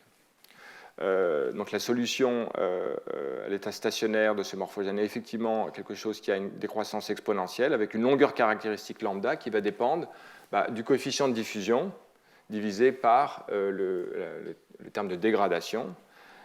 Et donc, la caractéristique ici, c'est que ce morphogène, il a une longueur caractéristique, et donc il ne scale pas, sauf à modifier des choses, et on va y revenir. Vous voyez, ici, on est pendant tout ce cours dans un raisonnement de scaling, entre une grandeur et la taille. Donc ici, si on a un simple gradient de morphogène qui diffuse et qui est dégradé, on a un problème, c'est qu'on n'a pas de scaling. D'accord ? Et puis on a également une production à la source qui va dépendre en fait d'une certaine constante. Et puis évidemment, la concentration à la source va dépendre de la diffusion et de la dégradation également. Alors il se trouve que dans cet article où ils produisent une fusion GFP, alors ce ne sont pas les conditions natives, c'est de la surproduction. Néanmoins, ils peuvent en fait inférer un certain nombre de mesures de diffusivité, qui n'est pas en fait de la diffusion pure, c'est aussi un terme de transport. Je ne rentre pas dans toutes les subtilités de ces mesures. Mais ils ont des ordres de grandeur pour un certain nombre de ces paramètres, ce qui me semble essentiel pour commencer à raisonner judicieusement sur ce système. Alors maintenant, commençons à voir le couplage qu'il y a entre le morphogène et la croissance. Et donc là, je dois introduire un certain nombre de données qui sont résumées dans ce diagramme. En bleu, vous avez la voie BMP classique. Il y a des récepteurs, il y a des molécules cytoplasmiques, peu importe leur nom. Retenons peut-être MAD, d'accord, qui sont phosphorylés et qui activent des promoteurs, et ça fait du patterning. Réduction très simpliste de la description de la voie BMP, mais c'est tout ce qui nous importe à ce stade-là. C'est une des voies les plus simples qui puisse exister, la voie BMP, par rapport à d'autres voies, d'accord ? Mais il se trouve qu'il y a des facteurs de croissance dont je vais parler bien dans la diapositive suivante et montrer l'importance la prochaine fois quand on parlera de mécanique, qui est en fait ce facteur de transcription qu'on appelle YORKI, YAP chez les mammifères, qui est un facteur en fait qui, conjugué à MAD, phosphorylé, donc le résultat de l'activité de la voie BMP, se conjugue avec YORKI pour faire de la croissance. Comment ? Essentiellement en produisant par exemple un microRNA qui va bloquer l'apoptose et qui va induire la prolifération cellulaire. Donc on a une branche patterning et une branche croissance, et la branche croissance est typiquement dépendante d'une synergie entre YORKI, voie de croissance, et MAD. Donc on voit le couplage moléculaire. Alors c'est important d'avoir ça pour comprendre certaines données. Alors ce qui est remarquable, c'est que le très très large consensus de toutes les études dit que, d'abord, oui, DPP agit comme un morphogène, donc il a une distribution hétérogène dans le tissu. 2, qu'il induit la croissance. Mais 3, ce sont les données que je montre ici, la croissance est homogène, en moyenne. On voit ici des cellules qui se divisent. Ici, c'est un marqueur de phosphohistone. On peut regarder BRDU, on peut regarder la taille des clones. On peut regarder de plein de façons différentes. Et il peut y avoir des petites subtilités, notamment à la fin. Il y a des petites modifications. Mais en moyenne, la croissance est homogène spatialement. Donc, c'est ce qui peut se voir résumé ici. Ici, on a des coordonnées relatives le long de l'axe depuis la source jusqu'à la périphérie. Le taux de croissance est constant. Par contre, au cours du temps, il y a une décroissance progressive du taux de croissance, à mesurer comme la dérivée de l'air, par exemple, divisée par l'air moyenne. D'accord ? Donc en seconde moins 1. Et donc ça baisse au cours du temps. Et ça, il y a des données anciennes qui l'avaient déjà indiqué, c'était confirmé. Donc là, je résume ce qui fait l'objet d'un très très large consensus. Homogénéité de croissance par un facteur qui est induit, qui lui est distribué de façon hétérogène. Alors, ce n'est pas simplement le cas chez la drosophile, chez les vertébrés, il y a des études anciennes, d'ailleurs du même Louis Wolpert dont je parlais tout à l'heure, qui montrent que par exemple dans le bourgeon du membre du poulet, au cours du temps, vous avez ici l'axe donc, de position proximo-distale, ici vous avez le temps. On voit notamment dans les parties plutôt terminales qu'il y a une certaine homogénéité de croissance avec un peu plus de croissance à l'extrémité qu'on voit ici. Mais globalement, il y a néanmoins une certaine homogénéité de croissance, des données plus récentes qui montrent la durée du cycle cellulaire, qui montrent des hétérogénéités, mais qui sont assez subtiles. En tout cas, il semble que la croissance de ces structures se fasse par une distribution globalement homogène, et certainement encore plus homogène chez la drosophile qui nous intéresse. Donc voilà ici présenté le problème. On a un morphogène, dont on voit ici une de ses cibles, qui est exprimé dans un territoire bien délimité qui dépend de la concentration locale du morphogène, avec une limite postérieure et antérieure. Et on a en revanche, donc ça c'est l'activité, ce qu'on veut dire, du morphogène. Et ici, on a la distribution aléatoire, mais en moyenne homogène de la prolifération cellulaire, marquée par, ici, BRDU.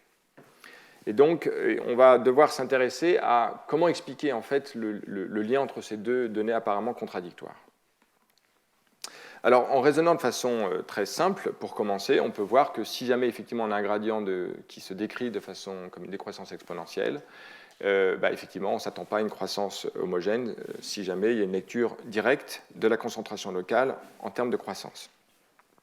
Si en revanche, il y a d'autres paramètres qui commencent à rentrer en jeu, par exemple, et on en reparlera en cours suivant, des stress mécaniques dans les cellules et qui ne seraient pas distribués de façon homogène dans le tissu, à ce moment-là, on pourrait avoir, par exemple, des étirements des cellules dans la partie distale qui pourraient jouer sur la prolifération. Ce sont des hypothèses. Et l'activité conjuguée des deux permettrait en fait, de restaurer en fait, la croissance en périphérie, là où le morphogène est insuffisant. D'accord ? Alors, on verra qu'en fait, ça joue un rôle important et j'en parlerai dans le cours prochain. On peut voir maintenant d'autres scénarios dans lesquels on va considérer la variation spatiale de la concentration. On veut dire que les cellules sont capables de mesurer les variations spatiales de la concentration. Elles vont mesurer ce que leurs voisines ont. Ça, c'est le modèle un peu de l'antéchéléchie. On revient à ce concept ancien de croissance intercalaire dont j'ai parlé tout à l'heure. Cette comparaison spatiale peut jouer un rôle. Alors, si on a une comparaison absolue de la variation spatiale de la concentration, ça ne nous aide pas beaucoup. On aurait aussi une décroissance exponentielle de la croissance, donc ce n'est pas intéressant. En revanche, puisqu'on a une distribution exponentielle, si on la normalise à la concentration, là effectivement on tombe sur une constante, et si donc les cellules avaient la capacité de mesurer la valeur normalisée de la variation de la concentration, de la pente du gradient, à ce moment-là, elles pourraient transformer ça en un paramètre qui serait à peu près constant spatialement et qui donc permettrait d'expliquer la distribution homogène de la concentration, de la croissance à partir d'un morphogène, ayant une décroissance, une distribution exponentielle. Alors, intéressons-nous un peu à cette première notion. Il se trouve qu'un modèle proposé dans les années fin 90 proposait par exemple, que l'évolution de la pente du morphogène, alors dans cette revue, c'est présenté de façon linéaire pour simplifier, on a affaire en fait à des gradients de décroissance exponentielle. Enfin, disons, imaginons qu'il y ait une valeur saturée de la concentration à la source, et puis une valeur zéro aux extrémités. La croissance du tissu modifierait la pente moyenne, et on pourrait dire par exemple que le système pourrait lire la concentration locale, sa pente, et en dessous d'une certaine valeur, il y a un arrêt de la croissance. Alors, on va voir que ça va avec des notions qui ne sont pas triviales. C'est pourquoi, par exemple, on aurait une saturation de la concentration à la source, parce que normalement, ça devrait augmenter, etc. Donc, pour que le modèle soit vrai, il faut ce genre de choses. Et ça, typiquement, ça n'a pas été considéré par les gens qui ont fait toutes les études dont je vais parler. Mais enfin, et d'ailleurs, typiquement, on verra, non, la concentration à la source n'est pas fixe, elle augmente, avec certaines propriétés non triviales qui, d'ailleurs, sont très importantes. Mais enfin, néanmoins, poursuivons ce raisonnement. En fait, pour que le modèle marche, il faut il faudrait qu'il y ait en fait un scaling du morphogène par rapport à la taille du tissu. Alors si on a un modèle exponentiel simple, comme on l'a vu, on a une longueur caractéristique, ça ne marche pas. Mais il faudrait ça. Cela dit, les données expérimentales que je montrerai tout à l'heure indiquent qu'il y a effectivement scaling du morphogène. C'est pour ça que j'ai marqué quelque chose en vert. Les morphogènes scale avec la taille du tissu. C'est un très très large consensus sur cette notion. La deuxième notion importante pour que le modèle marche, c'est qu'il faudrait que les cellules puissent lire la pente, d'accord, et qu'il faudrait donc transformer la variation d'un scalaire, la concentration en vert, en un terme vectoriel ou nématique qui se verrait comme la distribution polarisée d'une molécule. Alors il se trouve que cette molécule, en fait, elle existe, elle a été observée. C'est un moteur qui s'appelle DAX, un moteur un peu atypique dont on peut voir la distribution dans les clones, et en fait, elle n'est pas uniforme. On peut définir des vecteurs, enfin un ordre nématique de la distribution de ce vecteur, qu'on peut voir ici. Là, on verrait une flèche dans ce sens-là, l'autre ici. En tout cas, ici, vous voyez un certain nombre de flèches qui montrent qu'elles ont tendance à pointer vers le centre du tissu. D'accord ? Donc, on a effectivement ce terme de polarité planaire qui serait la traduction de la pente du gradient, donc scalaire, en données, d'un gradient de scalaire en données nématiques ou vectorielles, et qui devrait être relié à la croissance. Le troisième élément ou attendu de ce modèle serait de dire que si on introduit une discontinuité dans la pente, enfin en tout cas une modification de la pente du morphogène, eh bien, on induirait une croissance qui en fait induirait une restauration de la pente locale, qui est en fait conforme encore à cette idée de croissance intercalaire. C'est une façon plus subtile que de dire il y a une discontinuité et à ce moment-là on le restaure. Ici, on va dire que le système détecte la discontinuité, va croître jusqu'à restaurer une certaine pente.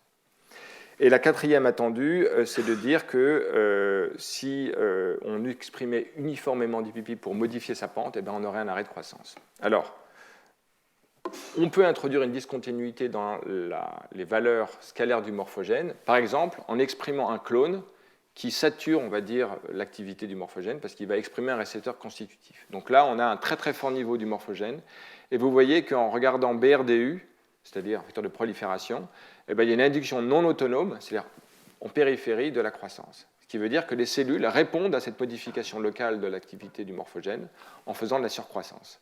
Donc ça, c'est très conforme à cette idée que la pente, ou une modification de la pente, en fait, est détectée par le système et induit de la prolifération.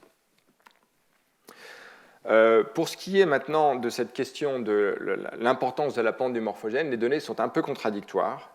Mais ce qui est très clair, c'est que quand on exprime, en tout cas à très fort niveau partout le morphogène, on a clairement des tissus beaucoup plus gros. Alors, le problème qui manque, c'est, et on va voir l'importance que cela a, c'est les aspects temporels. Ce n'est pas simplement l'aspect spatial, mais également l'évolution temporelle du morphogène. Est-ce qu'il est totalement uniforme dans cette expérience et est-ce qu'il évolue progressivement pour être d'abord non uniforme, uniforme? Voilà qui, à mon avis, n'est pas très clair, mais en tout cas, la surexpression, entre guillemets, uniforme de DPP induit une surcroissance. Donc ce modèle ne peut pas expliquer tout.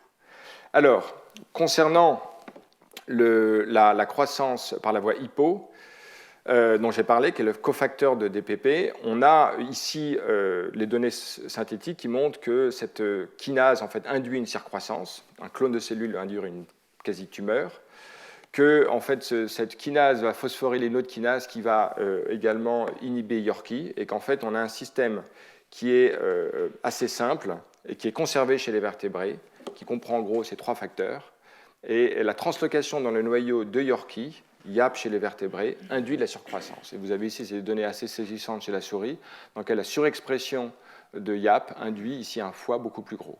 D'accord ? Donc conservation chez les insectes et les vertébrés d'une voie de croissance qui est le cofacteur de croissance du morphogène dont on parle. Et si on va plus loin, on peut même produire des tumeurs.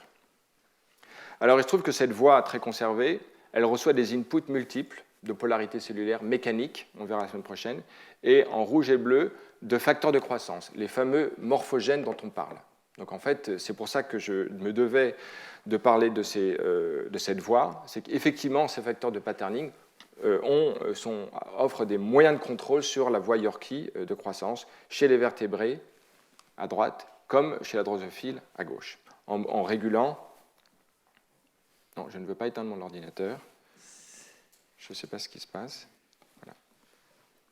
Alors, il se trouve que donc, le morphogène DPP a une capacité à réguler cette voie FAT-hypo-Yorkie. On voit ici des facteurs qui régulent cette voie Yorkie, qui sont en fait des molécules d'adhésion, FAT-Daxus, dont la distribution en fait n'est pas uniforme dans le tissu, ils forment des gradients. Alors vous voyez ici notamment cette molécule d'adhésion qui est un cofacteur qui induit la voie de signalisation Yorkie, qui a un gradient qui est antagoniste de DPP. D'accord ? Et en particulier, ce facteur DAX dont j'ai parlé tout à l'heure, c'est le facteur qui est polarisé en fait dans chaque cellule et qui en fait régule la croissance parce qu'il régule la voie Yorkie. Ce facteur qui a une distribution polarisée, d'accord, régule la croissance. Donc on voit en fait ici potentiellement un lien, et c'est l'objet de cette étude, entre le morphogène, sa pente, la capacité à polariser DAX et à induire la régulation de la croissance par ce biais-là. Alors effectivement, modifier l'activité de DPP induit une modification de l'expression de facteurs essentiels de la voie Yorkie, sans rentrer dans les détails, qui indiquent que DPP peut modifier en fait l'activité Yorkie et partant de là la croissance. Et de fait, par exemple, si on surexprime de façon uniforme ces deux facteurs de la voie Yorkie qui sont normalement distribués de façon en gradient, antagoniste ou parallèle avec DPP, eh bien, on forme une aile plus petite. Ici, on a une réduction importante par rapport à cette situation contrôle de la croissance vue ici par le BRDU. Alors, voilà en fait des données qui résument un certain nombre de données sur un certain nombre de perturbations et qui montrent l'action conjuguée de deux morphogènes, l'un étant situé de façon... alors, les données varient suivant la littérature, plus ou moins hiérarchiques l'un par rapport à l'autre. Dans les conditions normales, on a une croissance homogène parce qu'on a l'effet conjugué de répression d'un inhibiteur de croissance par le morphogène DPP. Donc, on a ici la partie proximale et la partie distale. Donc, la croissance est réprimée par ce facteur inhibiteur de la voie BMP à distance, mais on a au centre un autre facteur, qui est le facteur FAT, qui inhibe la croissance et dont l'activité est plus importante au centre. Donc les deux se conjuguant, on a une croissance uniforme. Si en revanche, maintenant, on enlève FAT, on a simplement l'effet différentiel de l'inhibition de la croissance par ce facteur, et donc dans ces conditions-là, on a simplement une surcroissance au centre du tissu, alors qu'elle est uniforme dans les conditions sauvages. Si maintenant, à l'inverse, on exprime uniformément DPP, on va en fait enlever le facteur de répresseur de croissance en périphérie et au centre, mais en revanche, FAT est maintenant toujours exprimé en gradient, de sorte que la croissance va être plus importante en périphérie, ce que l'on a observé. Si on conjugue les deux, on a une croissance plus importante en périphérie et au centre, un tissu plus grand. Donc ici, on voit bien qu'on a deux actions conjuguées, et je vais passer sur ça parce que le temps passe. Donc le temps, ce que je voulais dire, c'est qu'on peut raisonner sur les distributions spatiales de facteurs, DP, facteur de croissance, qui se conjugue à la voie Yorkie, et on ne peut pas aujourd'hui complètement exclure l'idée que cette mesure normalisée de la croissance, de la variation de la concentration, en interférant avec la voie Yorkie, qui est une voie de croissance, permet de transformer une donnée scalaire en donnée nématique, qui en fait elle-même est intrinsèquement liée à l'activation de la voie Yorkie, et que par ce biais-là, on pourrait réguler la croissance du tissu. Il y a néanmoins des données qui indiquent que la pente du gradient n'est pas suffisante pour expliquer la croissance, et c'est ce qui a amené certains auteurs à étudier maintenant pas simplement l'aspect spatial, mais l'aspect temporel du gradient. Alors l'aspect temporel du gradient, le modèle temporel, dit essentiellement que ce n'est pas la variation spatiale, mais la dérivée temporelle de la concentration dont on ferait l'expérience d'une cellule normalisée à la concentration, qui serait une constante. Et on va voir que des données expérimentales et un modèle permettent de dériver ce genre de notion. Et donc c'est dérivée temporelle divisée par la concentration moyenne, locale, qui en fait serait homogène et qui induirait en fait une espèce de loi de croissance. Alors de quoi s'agit-il ? Il s'agit de prendre en compte le fait qu'au cours du temps, le morphogène évolue. On voit ici une distribution dans la partie postérieure du tissu du morphogène. On peut mesurer cette concentration. On a des profils exponentiels qui évoluent. Et ce qui est remarquable, c'est que la concentration à la source augmente, et de l'autre côté, la longueur caractéristique du gradient croît. Donc on a bien scaling du morphogène. Et si jamais on regarde maintenant si on normalise les morphogènes en regardant la longueur normalisée du tissu, donc on peut le voir ici, toutes les courbes collapsent sur une unique courbe maîtresse qui est en fait qui est caractéristique de la normalisation du gradient. On peut le voir de façon différente ici, dans laquelle on aurait ici le temps. Ici, on aurait un petit morphogène qui croît, avec concentration de la source qui augmente, la décroissance exponentielle. Si maintenant on normalise par rapport à la longueur maximale du tissu à tout moment, x sur L, à ce moment-là, on voit bien que toute cellule a une position constante normalisée par rapport au tissu et qu'on a un unique morphogène qui a une courbe unique. Donc on a bien scaling du morphogène. Alors ça, c'est important. Ça aura un certain nombre de conséquences pour la loi de croissance. Alors la deuxième chose que les auteurs observent, c'est que la diffusion mesurée de dPP est constante au cours du temps, son taux de production également, mais en revanche, son coefficient de dégradation K n'est pas constant. Et en fait, c'est ça qui permet d'expliquer le scaling, comme on va voir. Parce que si jamais on a une longueur caractéristique qui est en fait racine carrée de D sur K, ou quel coefficient de dégradation, il faudrait que par exemple K scale comme 1 sur A, et à ce moment-là, on a lambda sur L qui devient une constante. Donc la question c'est, est-ce que K décroît? Oui, et c'est à peu près, c'est même exactement ce que l'on voit, vu qu'ici on est en coordonnées, c'est en log, en coordonnées log. Donc ce genre d'observation expliquerait en fait le scaling du morphogène. Alors, pourquoi a-t-on en fait cette loi de décroissance du coefficient de dégradation au cours du temps? Alors, il y a des modèles théoriques qui ont été proposés. Je vais quand même en proposer deux parce qu'ils jouent un rôle important. C'est le modèle de l'expander, alors qui a été théorisé par d'abord Nama Barkay, puis avec Frank Hülescher après. Il y a deux façons de voir les choses. Une première, c'est de dire qu'il y a un facteur qui dégrade en fait dPP, d'accord, et que ce facteur est progressivement dilué au cours de la croissance. Donc vous voyez ici de façon graphique l'expander en violet. Au cours de la division cellulaire, un certain pool initial d'expander en fait se dilue. Son activité, donc, sa concentration évolue avec le temps. Et donc, la dégradation de dPP décroît avec le temps. Donc, dPP, en fait, peut étendre son champ d'action au cours du temps. Et donc, on aurait par ce moyen-là une rétroaction négative qui permet le scaling du gradient. D'accord ? Et là, par exemple, dans cette simulation, il suffit de dire que, c'est même pas une simulation, c'est simplement un calcul évident, c'est de dire que si K est réduit par 4 alors que l'air commence par 4, à ce moment-là, on a scaling. Alors, une autre façon de voir les choses, qui semble être plus collée au système, c'est de dire que maintenant, on a un facteur qui, à l'inverse, promeut en fait l'expansion de dPP, mais par contre, il est réprimé par dPP lui-même et il diffuse.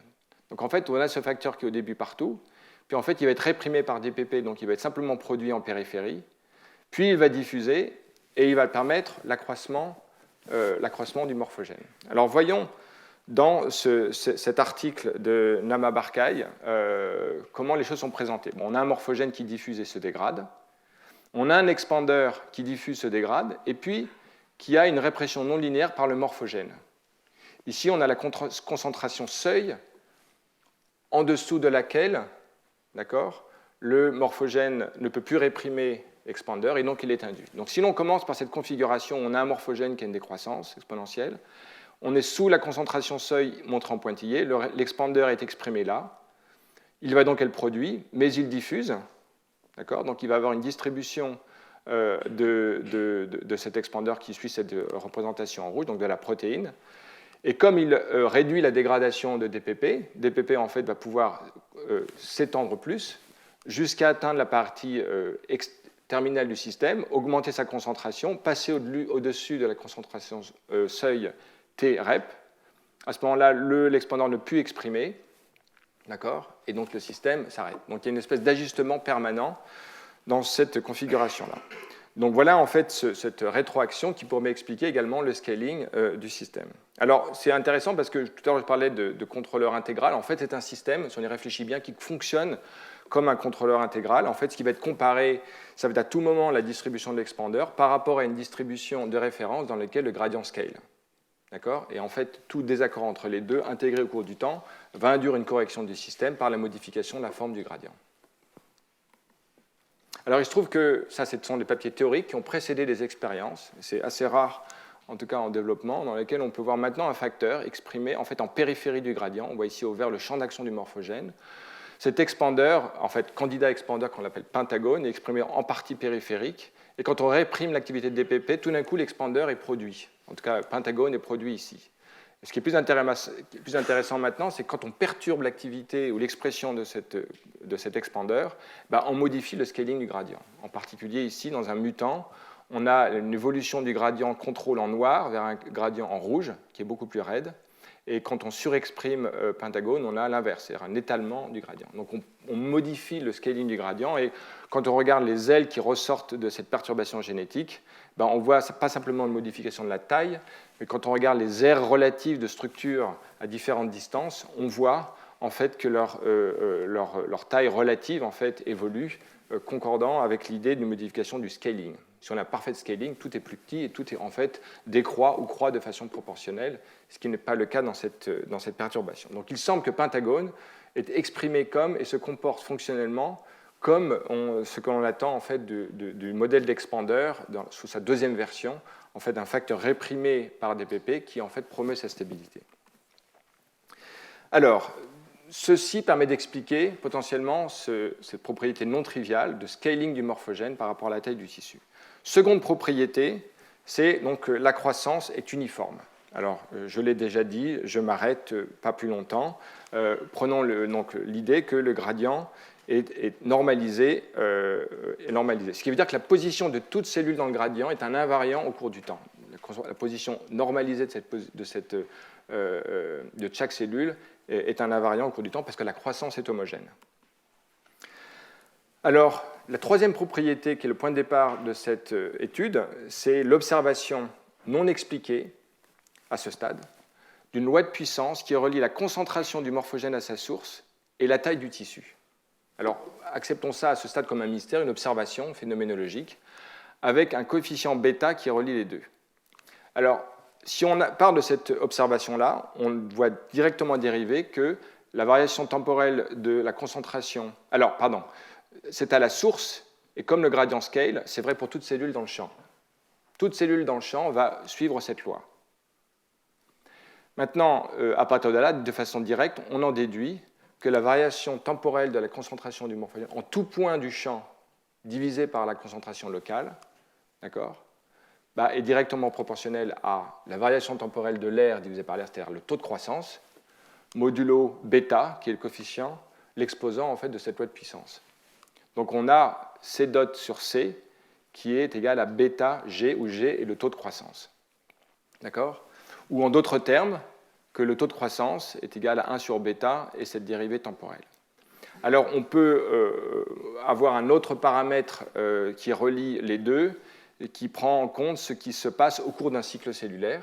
D'accord ? À ce moment-là, on peut définir un paramètre alpha qui va être bêta log de 2 et qui est égal à 41%. Alors ce qui est intéressant, c'est que cette théorie donc prédit que si l'on modifie, si on augmente de façon relative 40% de l'activité de DPP, de fait, on va induire de la croissance, de la division cellulaire. Donc en fait, en partant de cette loi de puissance, on va directement dériver l'inférence, ou plutôt la déduction, que ce qui est une loi de croissance, c'est en fait une certaine mesure qu'ont les cellules de l'augmentation de la concentration de DPP par rapport à sa valeur locale. D'accord ? Et c'est cet paramètre mesuré qui induirait la croissance du tissu, un couplage entre les deux. Alors on peut mesurer ça au niveau du morphogène lui-même ou de toute cible qui traduit son activité, on obtient une augmentation de la signalisation de l'ordre de 50%. Alors les auteurs testent cette hypothèse en essayant de modifier, de forcer l'activité du morphogène en la sortant d'un contexte de feedback, où il peut y avoir de rétroaction possible. En utilisant un système qui force l'expression d'un récepteur, ils ont des clones qui croient au centre ou en périphérie, d'accord ? Et on voit déjà que la courbe de croissance de ces clones dépend directement du facteur d'induction d'expression en fait, de cette activité DPP. Mais ce qui est plus intéressant, c'est qu'en étudiant toute une quantité de clones, les auteurs peuvent déjà montrer une chose qui est attendue par ce modèle, c'est que Bien sûr, la dérivée temporelle de la signalisation par rapport à sa valeur moyenne est plus importante en périphérique au centre, vu qu'on est en extrémité du gradient et que S est plus faible. Donc on s'attendrait dans le système que la croissance soit plus importante en périphérique au centre, avec les mêmes conditions S dot, et c'est effectivement le cas, on le voit très bien ici. Et maintenant, en collapsant toutes les données, ils peuvent faire une relation entre A dot sur A et S dot sur S, et en fait, on a en distribution logarithmique quelque chose qui ressemble plus ou moins à une droite, et qui renseigne directement sur l'existence en fait de ce coefficient bêta qui est dans l'ordre de grandeur de ce que inférait en fait la théorie, c'est-à-dire 50%. Alors les auteurs vont encore plus loin, c'est qu'ils vont même incorporer ça dans un modèle numérique dans lequel, connaissant un certain nombre de données sur le taux de production, la diffusion et l'évolution, la constante de dégradation du morphogène, en disant que suivant le modèle de l'expander, il y a une décroissance de la coefficient de dégradation avec l'air du système, et en incorporant la loi de croissance, donc une loi de croissance phénoménologique, en un sens que 50% de l'augmentation relative de dpp va induire la croissance, ils font des simulations, dont on voit ici un exemple, et qui arrivent à expliquer de façon simple l'uniformité de la croissance cellulaire, de la prolifération cellulaire. Et on va voir, juste pour finir, dans les diapositives qui suivent, aussi l'arrêt de croissance. Donc ici, on voit, là c'est le morphogène, et là on a des cellules qui se divisent en rouge et en bleu qui sont en interphase. Toutes ces données sont quantifiées, on a la théorie qui prédit un certain nombre en tout cas les simulations qui dérivent de la théorie qui sont par les courbes continues, les données expérimentales, étant donné les paramètres qui ne sont pas fités, ça vient de données expérimentales, et il semble y avoir un assez bon accord entre la théorie et les observations. On peut même simuler des clones, comme je vous ai montré, qui sont bien simulés par ce modèle. Alors, est-ce qu'une cellule peut mesurer la dérivée temporelle d'une molécule ? Il se trouve que depuis, un certain nombre d'auteurs, et en particulier le laboratoire de Rexigia, a montré, effectivement, dans les systèmes différents, qu'il y avait une mesure de la variation temporelle de ce morphogène. Alors, c'est quasiment les mêmes, vu que ce sont aussi des facteurs TGF-bêta, c'est pour ça que j'en parle. Je parle de ces deux études. En fait, il y a une propriété adaptative du système qui en fait répond à une augmentation de la concentration, puis revient à un état d'équilibre. C'est un système adaptatif par une rétroaction négative où l'un des composants du système en fait a une translocation nucléaire qui évolue.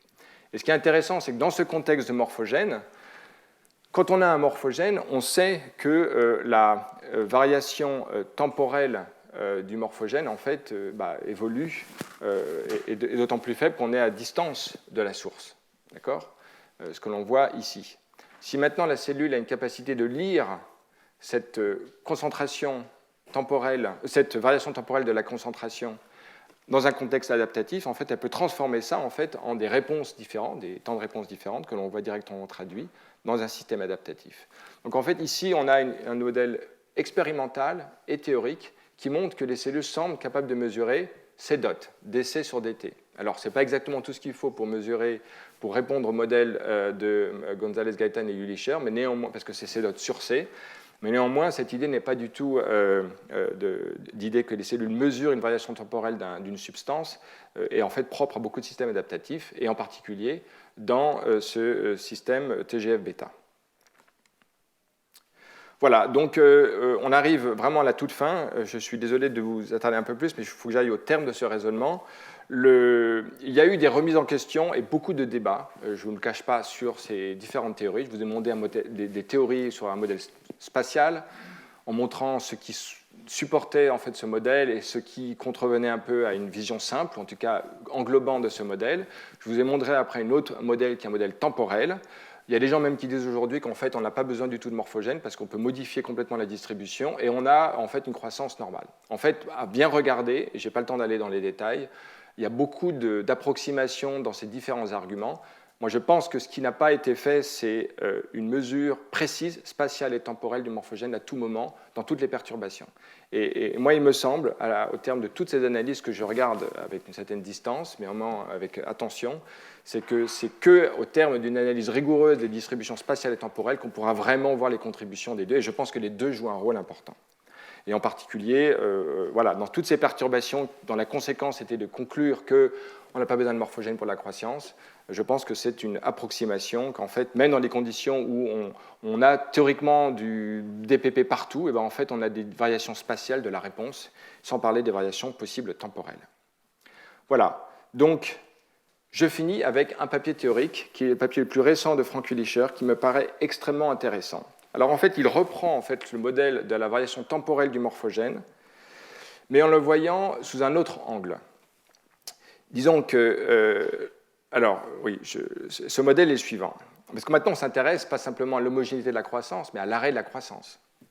Comment expliquer l'arrêt de la croissance dans ce contexte-là? Alors, voilà ce modèle qui prétend expliquer les conditions d'un arrêt de croissance dans un modèle extrêmement générique, dans lequel on va dire qu'en fait, qu'on a un gradient de substance qui va diffuser, qui va réguler la croissance, d'accord? Et on va dire que ce morphogène, que la croissance change en fait la distribution du morphogène elle-même, rétroagit sur elle, à la fois par diffusion et aussi par advection des composants. Donc en fait, on va ajouter au modèle qu'on a vu jusqu'à présent, où il n'y avait que de la diffusion et de la dégradation, on va ajouter un terme d'advection, c'est-à-dire le transport par la croissance, qui en fait est une donnée assez naturelle. J'ai plus ou moins inféré ça quand je parlais du modèle d'expander, dans lequel je disais que l'expander en fait se dilue lors de la croissance. Mais en fait, c'est un modèle d'advection en fait, de cette substance, étant donné son taux de dégradation. Et en fait, quand on réécrit les équations, il y a quelque chose qui est apparemment un peu plus compliqué, mais je voudrais juste préciser qu'en fait, on a dt, on a la dérivée temporelle de la concentration, mais on a également le terme d'advection, en fait, il se décompose en deux parties. Un qui va être U dot gradient de concentration, et l'autre qui va être C grade U, en fait, qui est la croissance. C'est qu'en fait, on va avoir la compression ou la dilatation liée à la croissance. Et quand on regroupe ces termes-là, on a donc, on regroupe la dégradation et la croissance comme des termes en fait, qui vont modifier l'évolution de la concentration du morphogène. Et si on prend en plus maintenant la loi de croissance comme point de départ, donc ça c'est l'inversion du raisonnement par rapport à l'article précédent, c'est qu'au lieu de voir cette loi de croissance comme une conséquence d'une loi de puissance reliant le morphogène à la taille du tissu, on va le prendre comme une donnée de départ, non expliquée.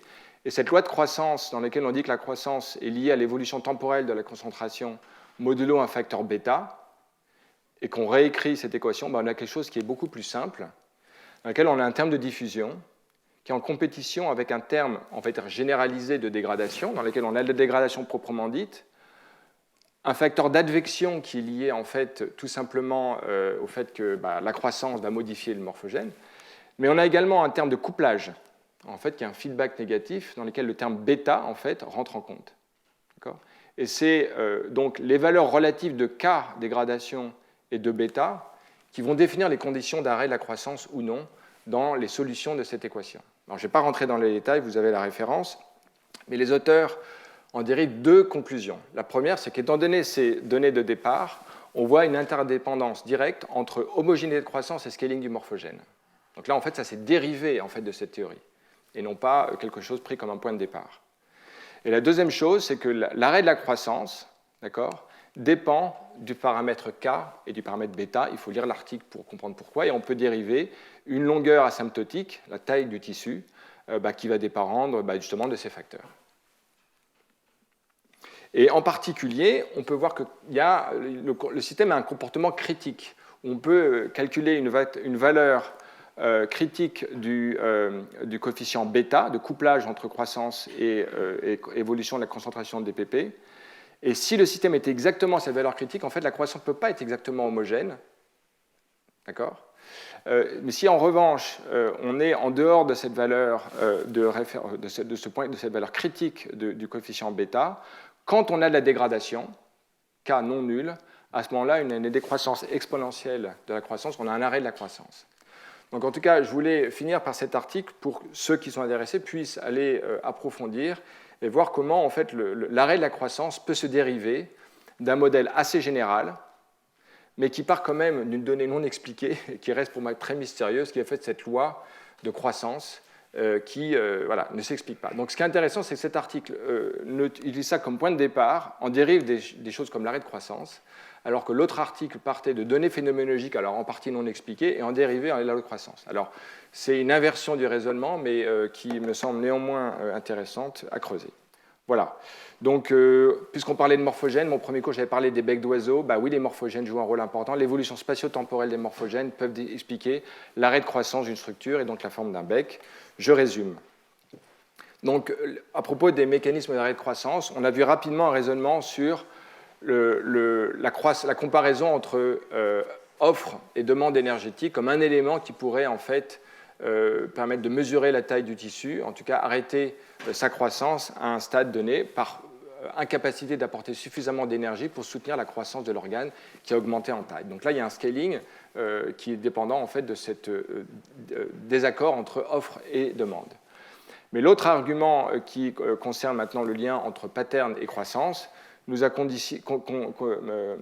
conduit à considérer des facteurs qu'on appelle des calones, dont la concentration évoluerait avec la taille du tissu en fonction d'un certain nombre de conditions, l'idée possible de signaux mécaniques qui seront l'objet du prochain cours, et surtout l'idée de signaux de patterning qui coupent croissance et information de position dans l'organe à tout moment. Et puis, à ce sujet, justement, les facteurs maintenant qui ne jouent pas comme des rétroactions négatives, mais plutôt des réactions positives, des facteurs positifs, des inducteurs de croissance, qui